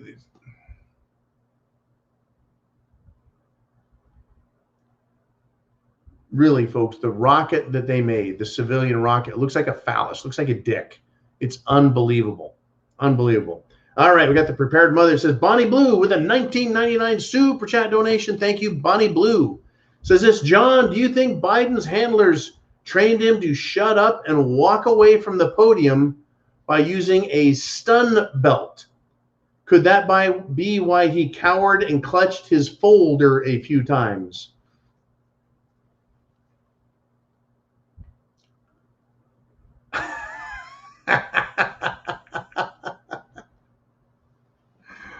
Okay, folks, if you've got a dog that wants to bark and you don't want the dog to bark, say, and disturb your neighbors or to wake you up or for it to bark incessantly. And I had a dog that used to be a barker, but that's also why I lived in the rural area, so she could bark when she wanted. It wasn't a big deal. But if you live in an apartment or you live in a neighborhood, you don't want your dog barking all the time. They make these things called bark collars. And it's got a little battery pack, and it senses vibrations in the dog's throat, and it'll deliver a zap, zap, you know, just something to get the dog's attention. So it goes, oh, not supposed to bark, right? A zap, a bark collar. So could they electronically deliver a zap to Biden, which means shut your mouth? The answer is they could, yes. They actually have dog training collars that work on a remote control. Those have been around decades, folks. Why would they need that for Biden? Isn't Biden grown up enough? Now, we've seen enough times where Biden is like, he starts whispering to the camera, I'm not supposed to talk to you guys. Who the fuck is he whispering to hide from? His handlers. Every time he gets done, he's trying to walk away, the press corps is shouting at him, and all of his handlers, that is, his administrative assistants, his speech writers, members of the administration, start screaming at the press. That's it, no more questions, right? They don't want Biden answering anything. He's a dupe. He's a dumbass. It's incredible. Could he have a shock collar? Yes. Okay, Joe, if you start talking, we're going to zap you. Funny shit. Unbelievable, but possible. All right, we got Shelly Chavers with a $10 super chat donation. Says, was an infection control nurse. Oh, she was an infection control nurse for years. My dilemma is giving the injection more than getting it. May be able to preventatively detox from the jab, but the person getting it doesn't know any better.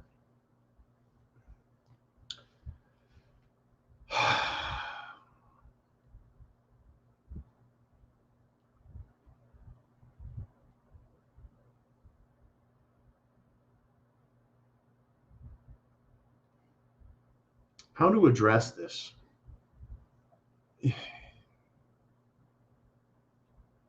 There's so many people out there, folks, who don't know what the hell is going on. They hear the word vaccine, or they hear the word mandate, or they they see a recognized authority figure like Arnold Schwarzenegger or Dr. Fauci or Anderson Cooper. They'll hear Joe Biden, they'll hear Nancy Pelosi, they'll hear anybody, and they'll just believe them. You know, that we have a huge percentage of the population that just doesn't know any better about anything. A lot of people, you know, they go, well, you know, I can detox from the shot. I can take the appropriate chemical compounds that will give me, you know, satisfactory results from what it is I'm trying to do. The percentage of people that go through the trouble of figuring this stuff out is incredibly low. And so, yeah, it's a problem. Everyone who's just getting this, they're getting it because they're being told or convinced by the media, commercials, propaganda, recognized authority figures, mainstream media, celebrities, sports figures that are just saying, yeah, take it. They never really learned why they should take it or why they shouldn't. They never really took the time to learn the risks, and therefore they'll never ever take the time to figure out how to detox themselves. For me personally, even if I could detox 100% and I was 100% safe, I don't think I would want to administer it because I am suspicious of everything about the Jim Jones juice. And so you couldn't, I wouldn't want the job. I just wouldn't, not me. But I understand, you know, if you're a nurse, you're supposed to, you know, you've got job to do in the hospital. If someone said, well, we're assigning you to giving, administering vaccinations, I would just say that's not for me. But, you know, it is a dastardly world, and people are being pushed about. They're being intimidated. They're put in positions where they have little to no choice. This is exactly the position that the powers that be want everyone in, where they can be coerced, where duress works, where, you know, it's just terrible, where people can be coerced. It's terrible. All right, we got Suck Cesspool Endeavors with a $5 super chat donation. He says, John, graphene oxide is tracked by cell phone networks. The unjabbed are ninja forces. There's a lot of information out there that suggests that is exactly true, that graphene oxide is detectable. Right. I read years ago that the router in your house, your internet router in your house, can be used to 3D map your structure and then report that 3D map to the government, whoever wants that information. And the way it does this is by sending out a variety of different signals at different frequencies or different hertz, if you will. And it penetrates through drywall and other things, you know, siding, interior, exterior walls, and figures out the shape and size of the house.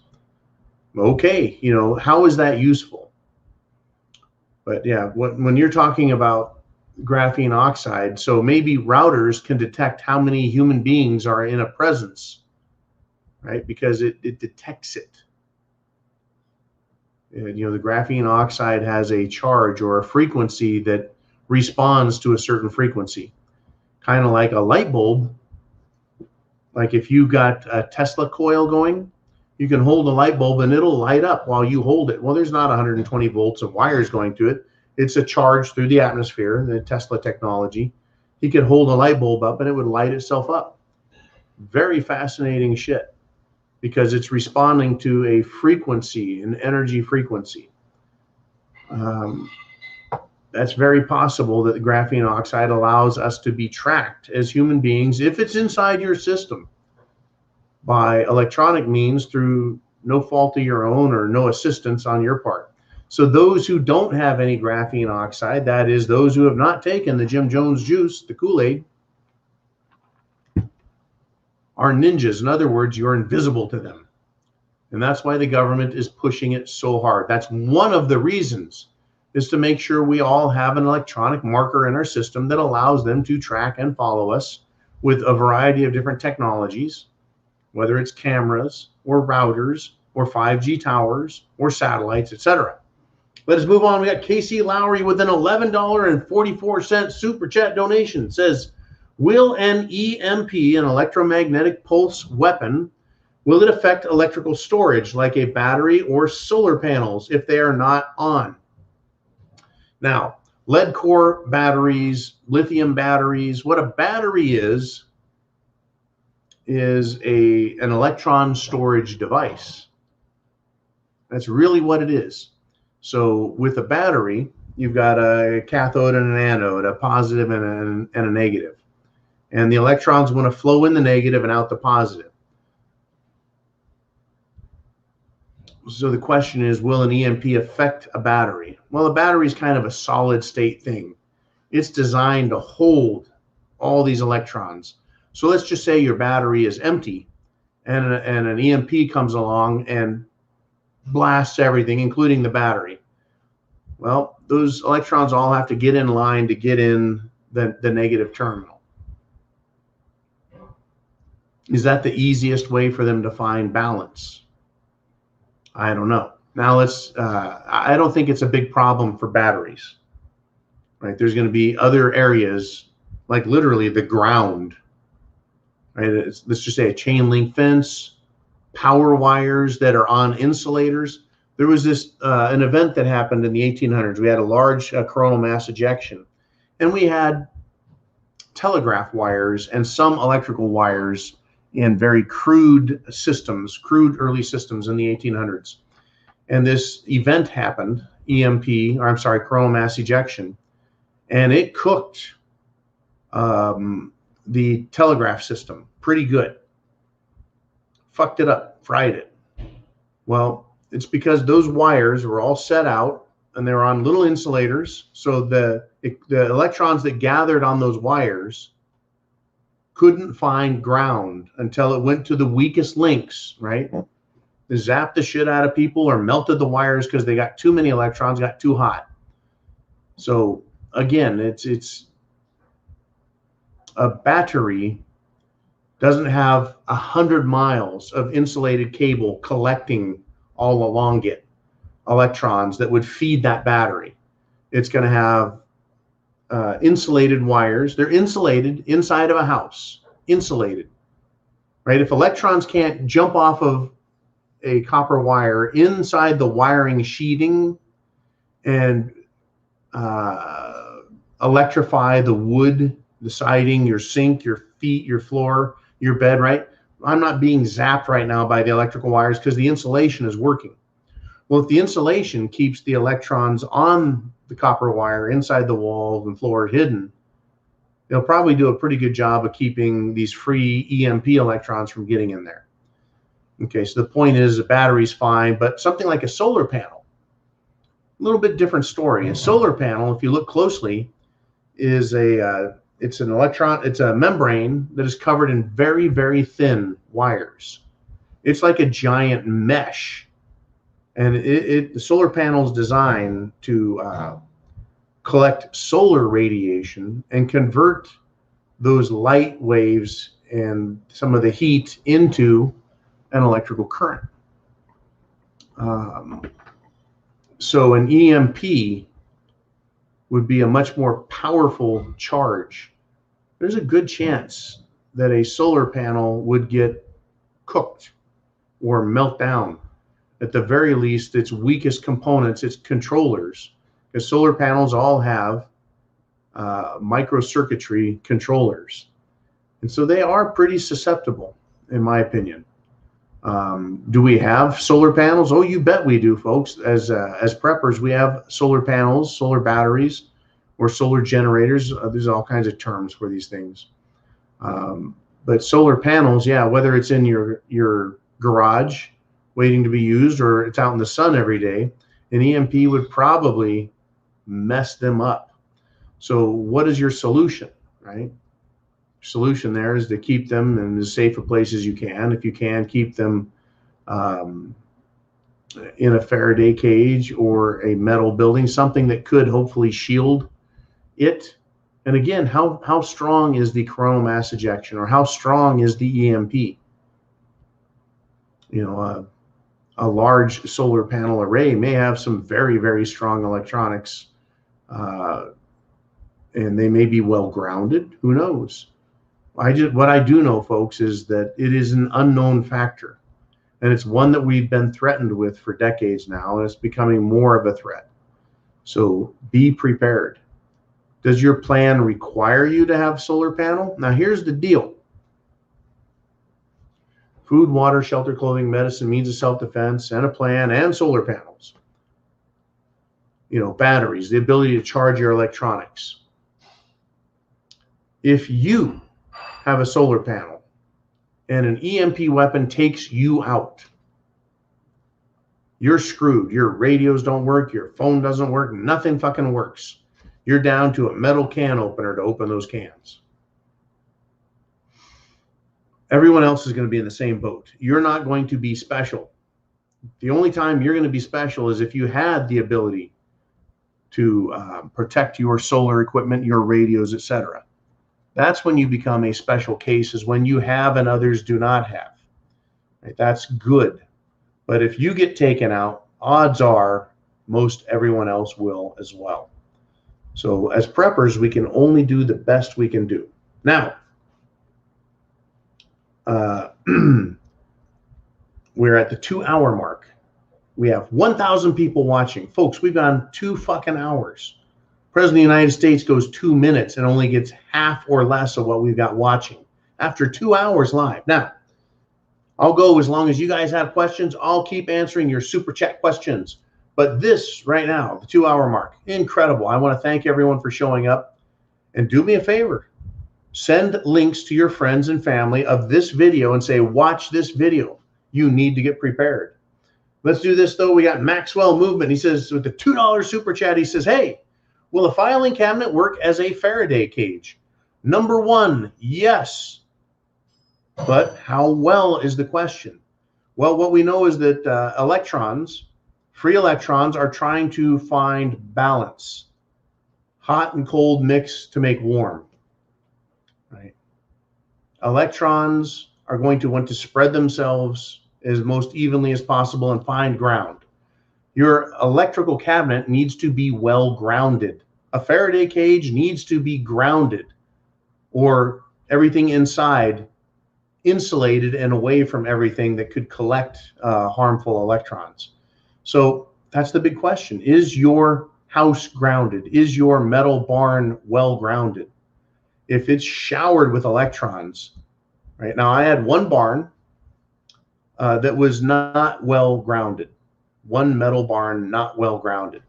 The other metal barn was completely and totally fucking grounded. It had a concrete foundation which touched the ground for 150 linear feet.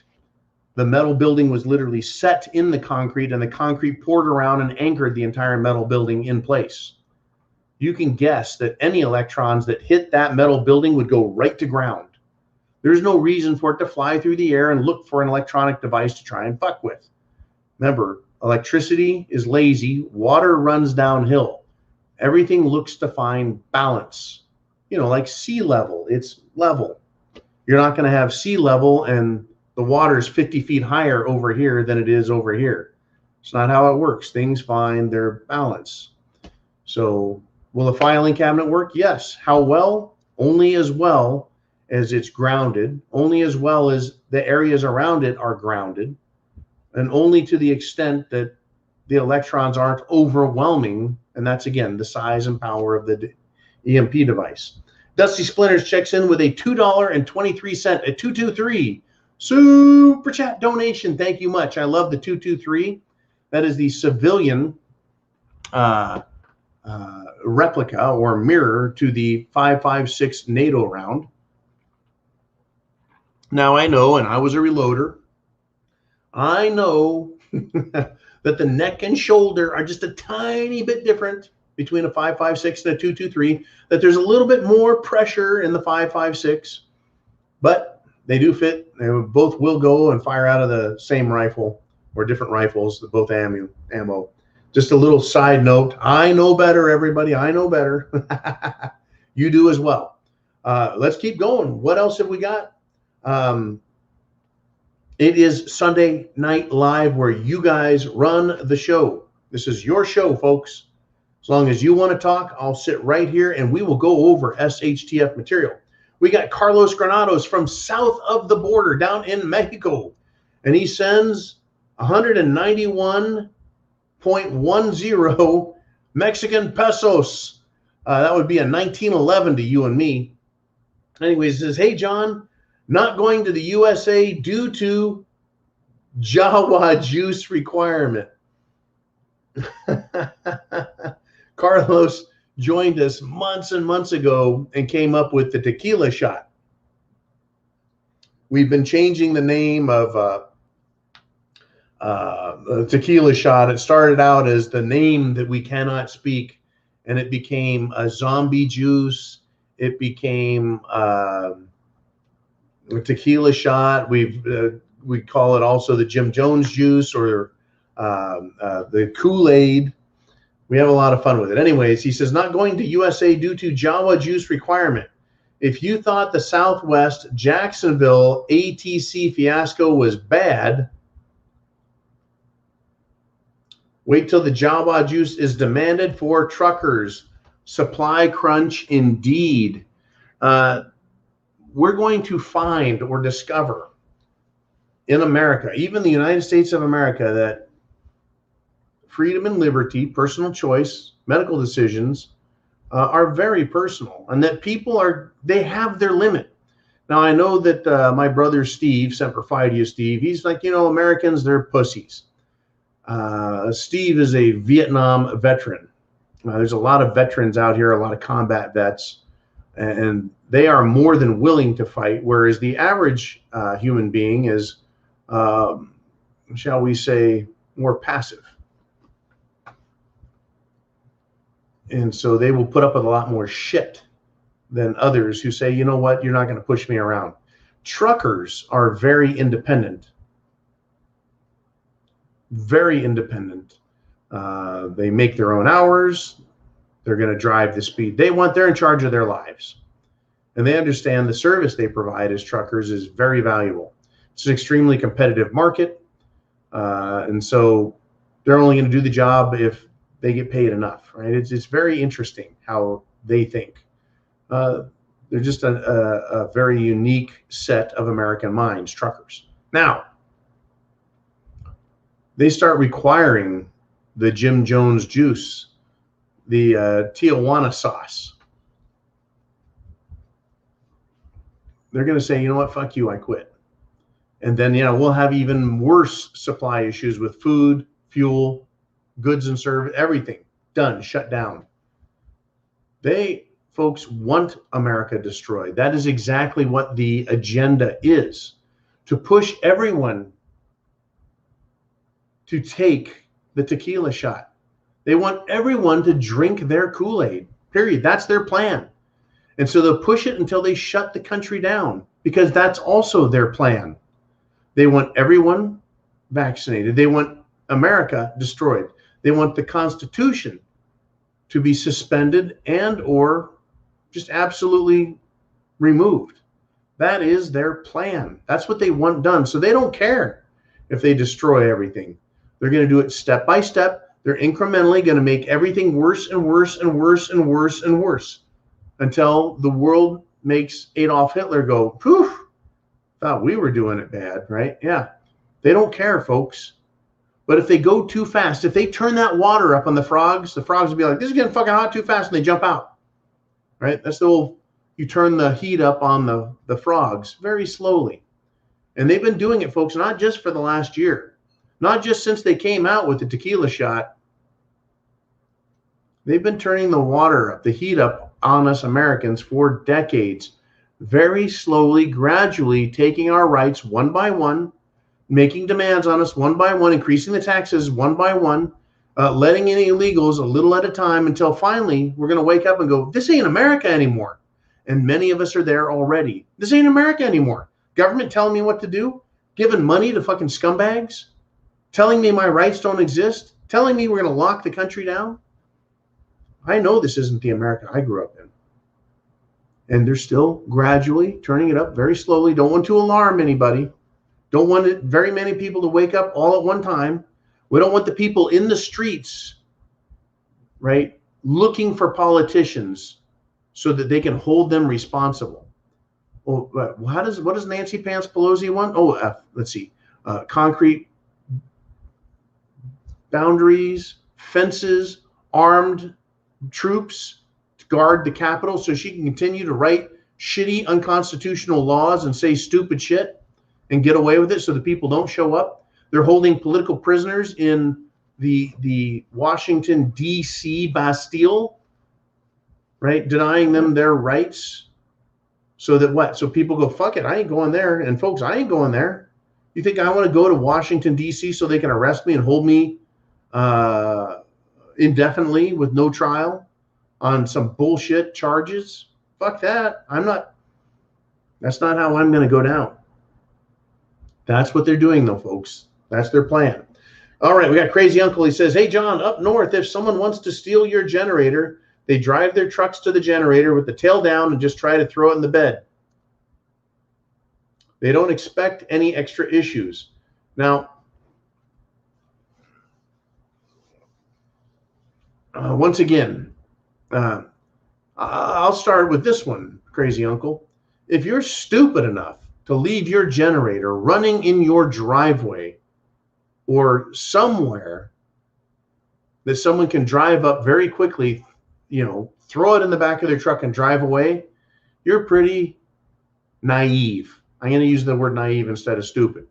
If it's a shit, it's the fan situation and things are that bad, yeah, it only takes a few seconds to steal a generator. Well, it's Sunday and it snowed a lot and the power's out. And so you've got your generator in your front yard. It may be advisable to put your generator in the backyard so someone can't just drive up to it. They would have to drive up to the fence, jump over the fence, or ram through your fence. It's and then your last word is,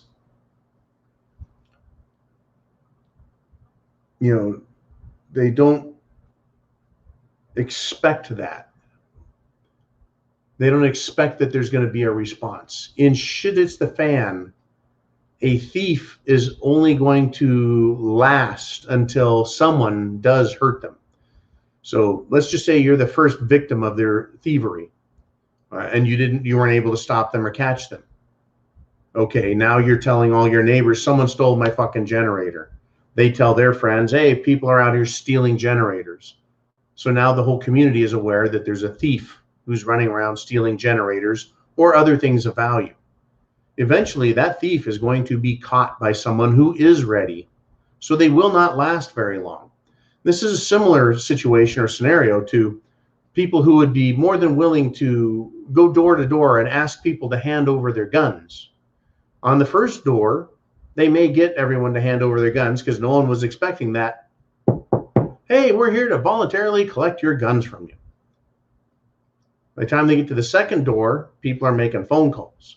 By the time they get to the third door, people are going to start saying, we don't have guns, and no, you may not.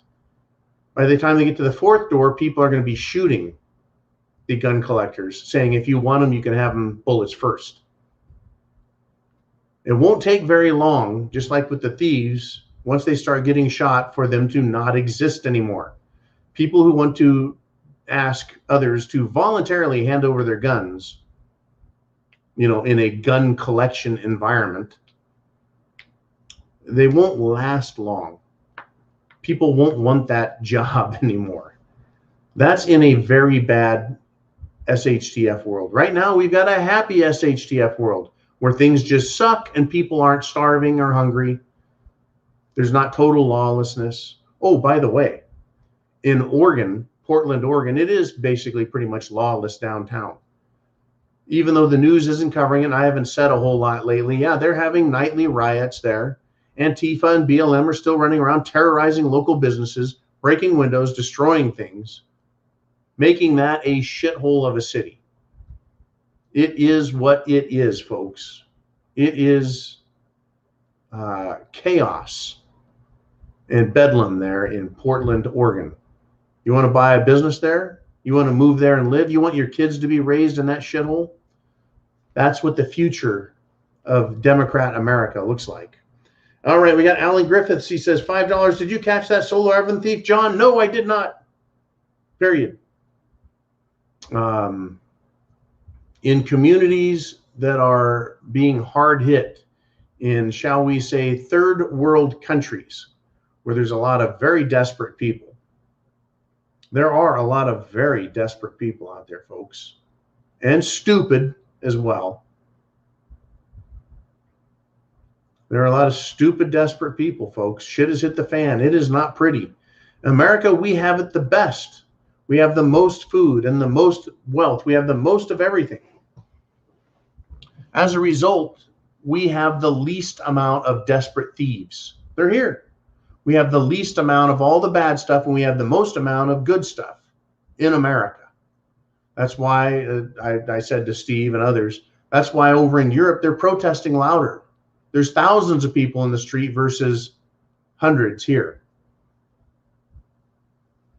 In other countries, in poor areas, people are much more desperate and stupid. And so they're going to take more risks. Additionally, in America, we have more guns than they do in third world countries. And so people are also a little more, shall we say, aware that they could get their ass shot off. So thieving may occur for a little while until enough thieves get shot that they realize that's not a profitable business to stay in. All right, we got Trapped Line checks in with a 30-06 donation.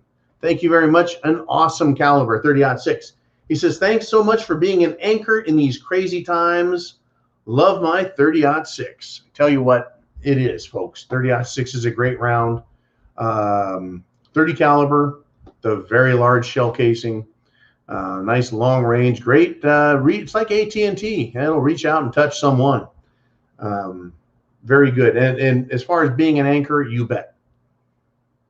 This is what I do. This is who I am. These are the things I like to talk about. I like to talk about a lot of stuff, folks. I could bore the ever-loving shit out of you discussing investments and finance and economic matters. It's just not that kind of world anymore.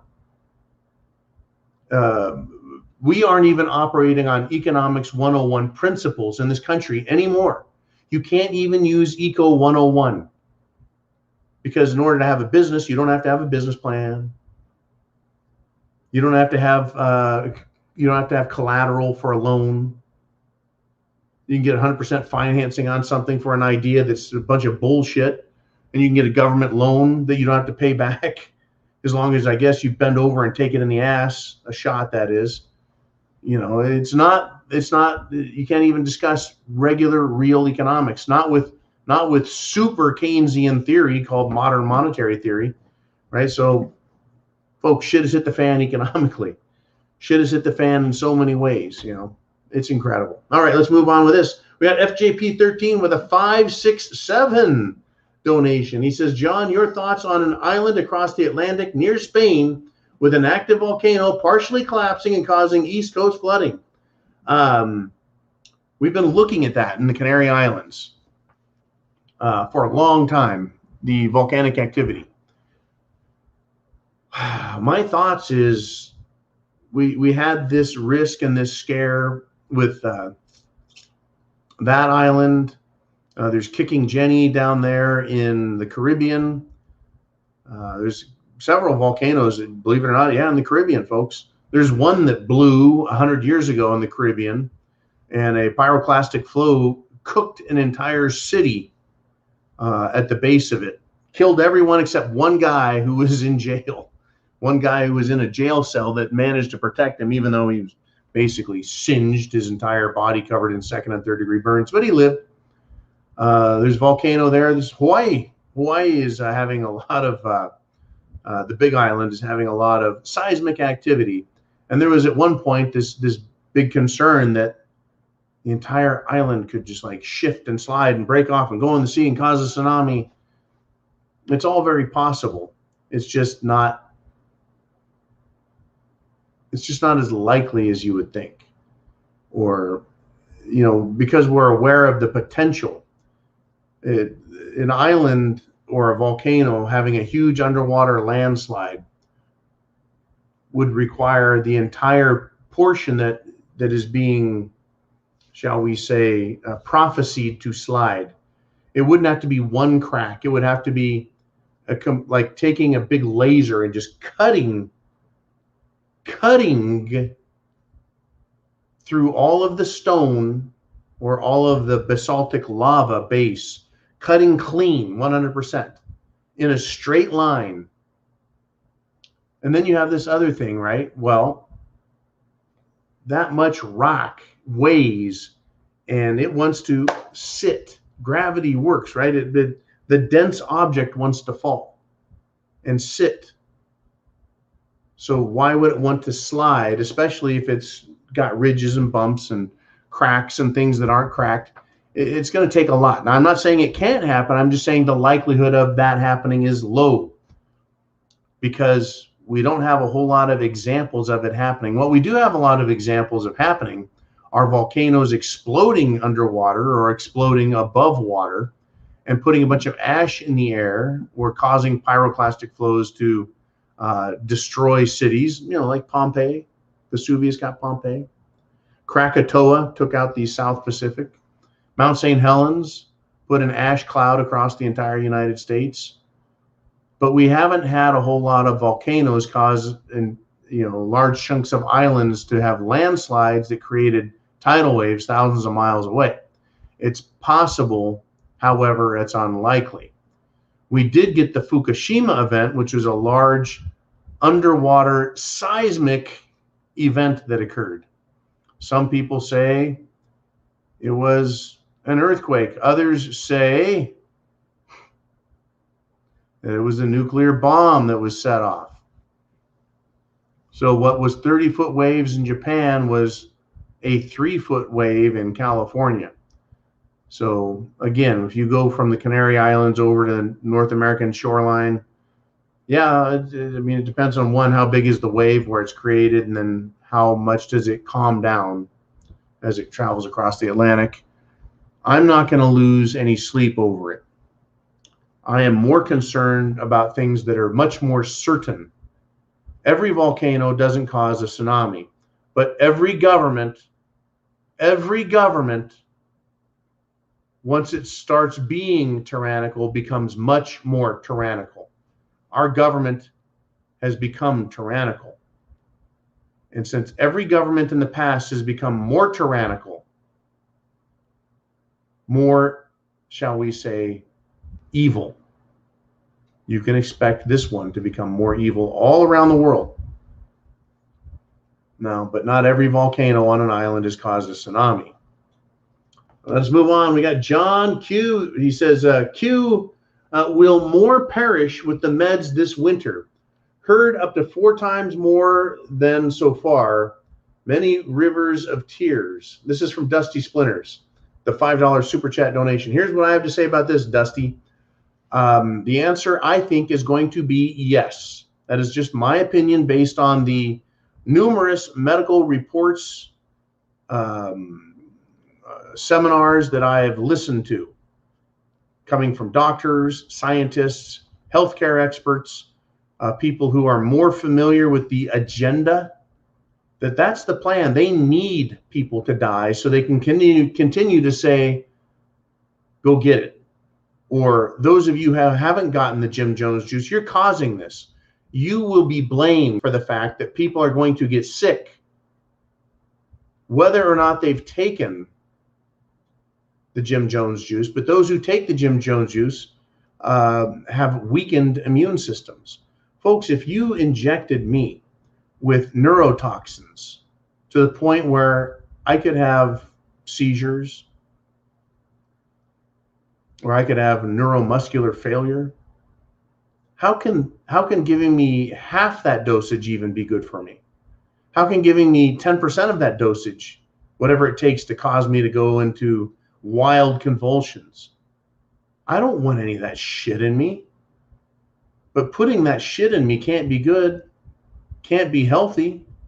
I don't care what these, shall we say, drug pushers say. Right? If someone told you, hey, man, heroin's great, you should shoot up some of that shit and you'll feel good. No, I've seen what heroin junkies look like. They're not doing good. Right? I don't believe heroin pushers, and I don't believe pharmaceutical companies.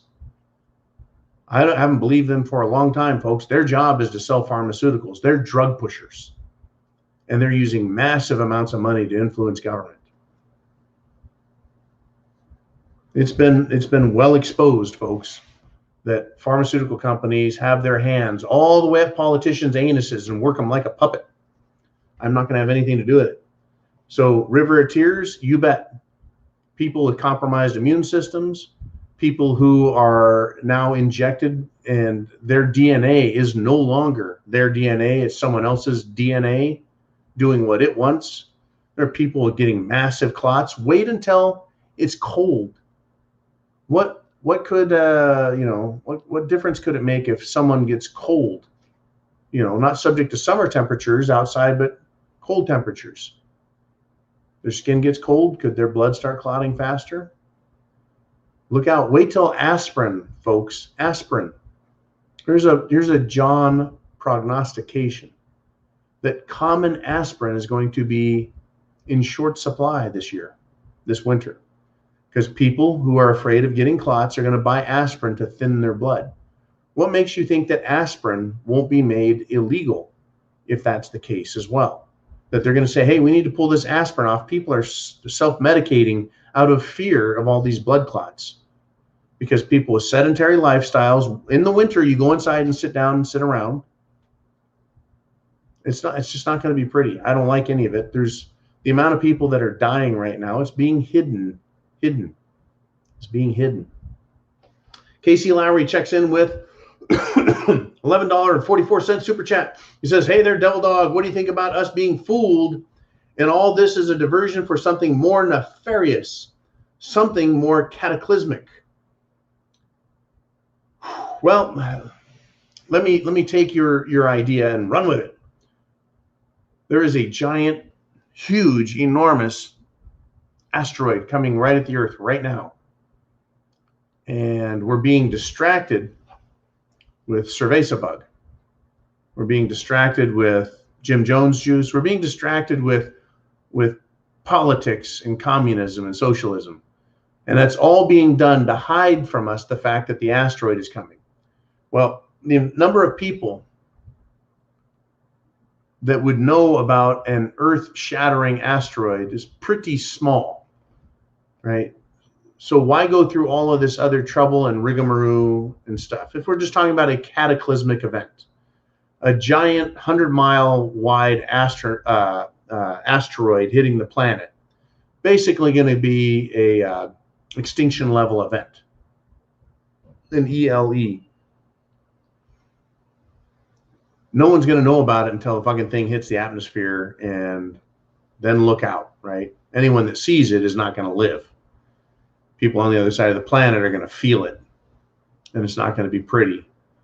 And the amount of ash and dirt in the air is going to fuck things up for a couple of minutes. You know what I'm saying? But why go through all the trouble unless the diversion you're speaking of really isn't a diversion, but part of an all-encompassing agenda? And yeah, could we be hit by an asteroid? Yeah. Could we be invaded by aliens? Yeah. Could the vaccination be not for cerveza bug, but to protect humanity against alien germs? And so while it doesn't really matter about the cerveza bug, that's a bunch of manufactured crap. It's really these really dirty, nasty aliens that are going to show up, and we need people to survive the little war coming. Well, okay then, but I don't believe that either. They came right out and told us that. I wouldn't believe them either. Why should we believe anything the government says? All they do is lie to us. Literally, all the government does is lie. Rick O'Connell checks in with a 556 super chat donation. Thank you, Rick, for all that you do behind the scenes as well. He says, haven't been around in a while, dealing with some personal SHTF. I got you, buddy. He says, but wanted to check in and show some support, Semper Fi, brother, and keep doing the things. This is what I do, folks.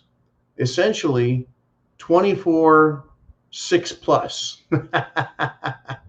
I spend time thinking about this. Even when I'm not thinking about SHTF, I'm thinking about SHTF. I'm thinking about what the government's doing. When I'm out in public trying to relax, I notice what people are. Everything is about doing the thing, being prepared. Even when it wasn't SHTF, I was doing the same thing. Even 30 years ago, when America was free, it was the land of the free and the home of the brave. And when you got pulled over by a cop, you could say, hey, look, you're being a fucking prick. Why don't you go fuck yourself? And he couldn't pull you out of the car and beat the shit out of you. Might give you a ticket, but they wouldn't, it was a different world then, right? But people didn't say that shit because cops were more polite. People were more polite. We were all Americans. We all have rights. We know what the fuck's going on. Not saying there weren't criminals and thugs and bad guys, but, they were where they were. Used to be a whole different world. This is what I do, though, folks, and it's getting worse and nasty. There's good cops out there, folks. They're quitting left and right. What's that tell you about the system? When cops are quitting, they're like, we're not doing this. We're not taking money for this. We're not taking the fucking Jim Jones jab. Fuck that. We know. If the cops know, what do they know, and why don't you know it? The unions, if they're refusing the Jim Jones jab, if Congress and all of their employees are refusing, what do they know about the Jim Jones juice, and why aren't they taking it?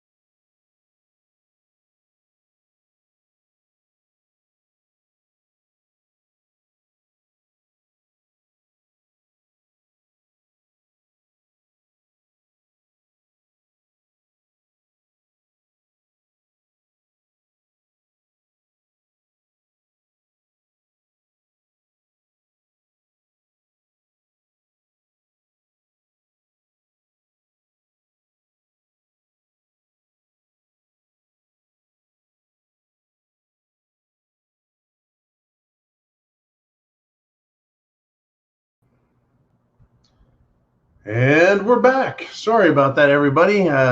Apparently, I had an EMP go off and try taking out my computer. Luckily, we're good, and we are back. So let's do this. There's a question there that I was going to get to, and we need to get to it. Jolene, if you would. It is Orlando with a $10 super chat donation. This is what he has to say. Just doing my part to help with the cause, brother. What he's talking about is this is the GTFB fund, the Get the Fuck Back to America. And I am now here. And as long as you guys support my efforts, I'll stay here. Now, as comfortable as the RMZ was, the Real Man Zone, with the Magic Yurt and the all my good friends like the gecko lizards and the rooster and had solar panel, all that is just sitting there, folks. But I'd rather be here in America with you Ready to do what Orlando talks about next. He says, Semper Fi and time to water the tree of freedom, if you catch my drift. That's right, folks. According to Thomas Jefferson, the tree of liberty is watered with the blood of tyrants and patriots. Now, the bad news there is I'm a patriot, and my blood may be part of what waters that tree of liberty. Do I like that idea? Well, no, I don't.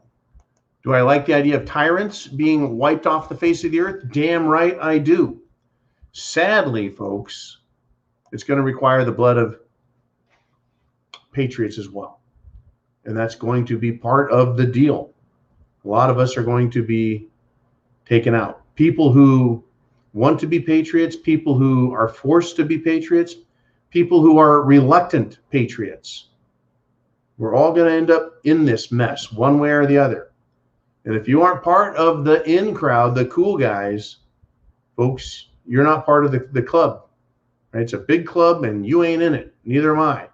Right? We're part of the nobody crowd, the patriot crowd, and the elites don't like us. We got Miss Marilyn checking in with a $5 super chat donation. Thank you, Miss Marilyn. I appreciate the support. When you guys make donations and ask questions, it goes to supporting what it is we do. We're here every day of the week, researching, putting information on the internet, making videos, everything, folks, contacting other preppers, talking, sharing information. And this is key. This is communication. While I'm the only one talking, I'm getting information via emails right now. I'm getting your messages over here right now. You guys are talking amongst yourselves. You're making connections with each other right now. That's good. We need to keep communicating. Communication is key. Communication, well, if talking is key in a relationship between, say, a man and a wife, I guess it should be key on something as important as national sovereignty and individual rights, don't you think? We got Brad Jones checks in. Hey, Big Brad with a $10 super chat donation. And he says, what's this about California now going to prevent gas generators from operating or maybe just sold in the state?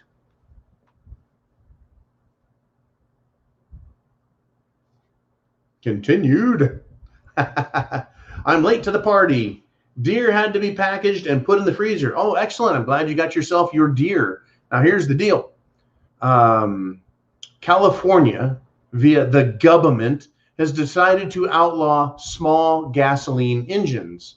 So that means yard equipment, lawn mowers, probably generators. Why would they do such a thing? Well, you know, it's important to quit burning that carbon. It's important to not create air pollution with your generator. It's important to make you more reliant on the state and their power grid, which is failing. Once again, yes, the governor of California, the state legislature, the senates, right there in California, they're all a bunch of communist fucks. And they don't want what's best for California. They want what's best for their agenda, for their belief system, for their goals. That's what they're interested in. That's what they're interested in. So if you want a generator in California, you will not be able to buy one on Amazon. You won't be able to buy one anywhere and have it shipped in because they call that importing. I call it commerce and free trade. If I bring a weapon into the state, I'm not bringing it in for the purpose of selling it, which is what importing is. But they call anything importing so that they can stop you. They can damage you. Look out, folks. But if you, say, travel over to Oregon, Idaho, Nevada, Arizona, you can probably buy a gasoline power generator, put it in your vehicle, and drive back across the state line. I'm not recommending anyone do anything illegal. No. Check your state and local laws before attempting any such thing. But I have a feeling that transporting your private property from one state to another is allowed. Now, are they going to outlaw and ban all gasoline engines, small gasoline engines? So if anyone hears a small motor running, they can call the police and the police will show up? Well, that's interesting. I don't think they can do that. But you know what? There's a lot of things the government does now that I go, that's completely unfucking lawful. And they're doing it anyways. It's because the Constitution, folks, it's alive, it's well, it's strong, it exists. The government's just totally ignoring it. All right, we got Jenny Jen checks in with a $19.99 super chat donation. Thank you, Jenny Jen, and look at that. I think you've got one of these shirts. Jenny Jen 1.1 an auction on one of the Big Johnson t-shirts. Anyway, she says, happy Sunday and Semper Fi to all. Thank you very much, Jen. You're a good person, a good friend, a good soul. I hope everyone is well back home. Say hey to the family, and Godspeed to you. Oh, and say hey to a Gray. All right, we got Dusty Splinters with a 316 checking in. A 316 is probably reference to John 3:16 of the New Testament. Thank you very much for the coded message and the donation. Helps keep everything rolling here. Thank you, Dusty. Folks, we are past 2 hours and 30 minutes.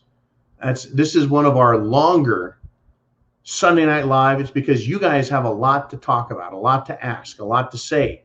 And that means there's a lot of shit going on.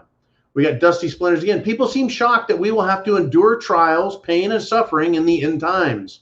Makes me wonder, what did they all think the end times would look like? Well, that's an interesting comment, Dusty. I've got an answer for you. A lot of people think of this thing called a rapture, which is that, before things get too nasty, everyone's going to get basically put in a tractor beam and sucked up to heaven, and they aren't going to have any trouble. Other people believe that you're going to have the end time tribulations. And tribulation means SHTF, hard times. And if you read the book of Revelations, it is not a fairy tale ending until you get to the very ending. It's very bad. A lot of people die. Bad things happen. Governments are scum. There's beasts. There's pestilence. There's war. There's famine. There's all kinds of shit. There's all kinds of woe as the censors are poured out. Nasty stuff. Very scary. End times is not a pretty place to be. We all have our fate that has been given to us in this lifetime. Is it the end times? I can't say for sure. Could it be? It's possible. Either way, I want to be ready because the world has experienced tyranny before, folks. Massive destruction. A lot of people used to believe that the book of Revelations, the prophecy there, was written to describe the destruction of the Roman Empire, and that it matches. The seven hills, a city on 7 hills is Rome. And so people will take biblical prophecy and they'll apply it to their own hobby horse. That is the world that they live in. And they'll see enough similarities to say, looks like we're there. Is it possible? Yes. Either way, I want to be prepared. Mentally, physically, spiritually. I want to be ready at all times. I'm not a real prophet, folks. I'm not a biblical prophet or teacher or a religious leader of any sort. I'm just a guy who wants as many people as possible prepared for all the shit that's coming. Because shit it is, and shit is coming. We got Danielle Terry with a $4.99 super chat donation. Thank you, Danielle. Appreciate it much. Folks, are you prepared? And for those of you who aren't you glad that you are prepared? Aren't you glad you're a prepper? We got Christine B. Hanna. I hope everything is well, Christine. I hope you're all situated. You're getting your connections set. You're getting your everything set up. Hope you're well. Christine B. Hanna says, you can pick all the nuts off the tree, but more nuts will take their place. You have to rip that tree out by the roots.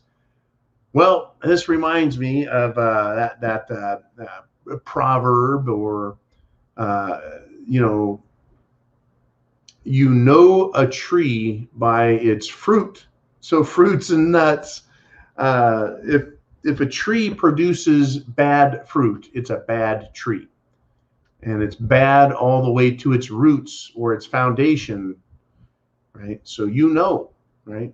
So if my job, my role, this network Prepared Mind Network is preparing people for hard times, because hard times are here and they're coming and they're going to get worse. Then this network is a good thing, because it's helping you and you are helping others. Kind of like how a tree's roots grow down and through the ground, and how the branches branch out and go out, right? It's producing good fruit, in my opinion. I don't know of any prepared mind people that are out causing crime to happen, that are trying to cause insurrection. They're not out robbing banks. It's not a religious cult. We're not gathering in big groups and becoming an army or anything negative. Nope, folks. We're just people who are concerned about being prepared for hard times. Now, who's causing those hard times? Yeah, those are the problems. Those are the fruits and nuts out there. Those with power who would use that against others. All right. Thank you very much, Jolene. Folks, we've almost gone 3 hours. There's almost 900 people here live at this moment. Incredible turnout, incredible show. And this week, I don't want to use the term incredible to describe it. I want to call it a shit show. As we close in on the end of 2021, we have a political shit show happening. City like Chicago having, no police or fewer police. Areas of this country are in big trouble, folks. The economy's in shambles. Oh yeah, Dr. Fauci, the world's greatest, smartest, most brilliant expert, has said that as long as everyone in your family has gotten the Jim Jones juice, you can have Thanksgiving and Christmas. Well, thank you, God. I'm so glad that you spoke and let me know. But only if you kiss his ass and do as he says. They can fuck off. They are not God. They are not gods. They are little evil men and women running around Washington, D.C. thinking they own us. This is America. We got CFS with the $4.99 super chat. He says, don't sit on your laurels waiting for the rapture. We are in this place and time for a reason. Find your role.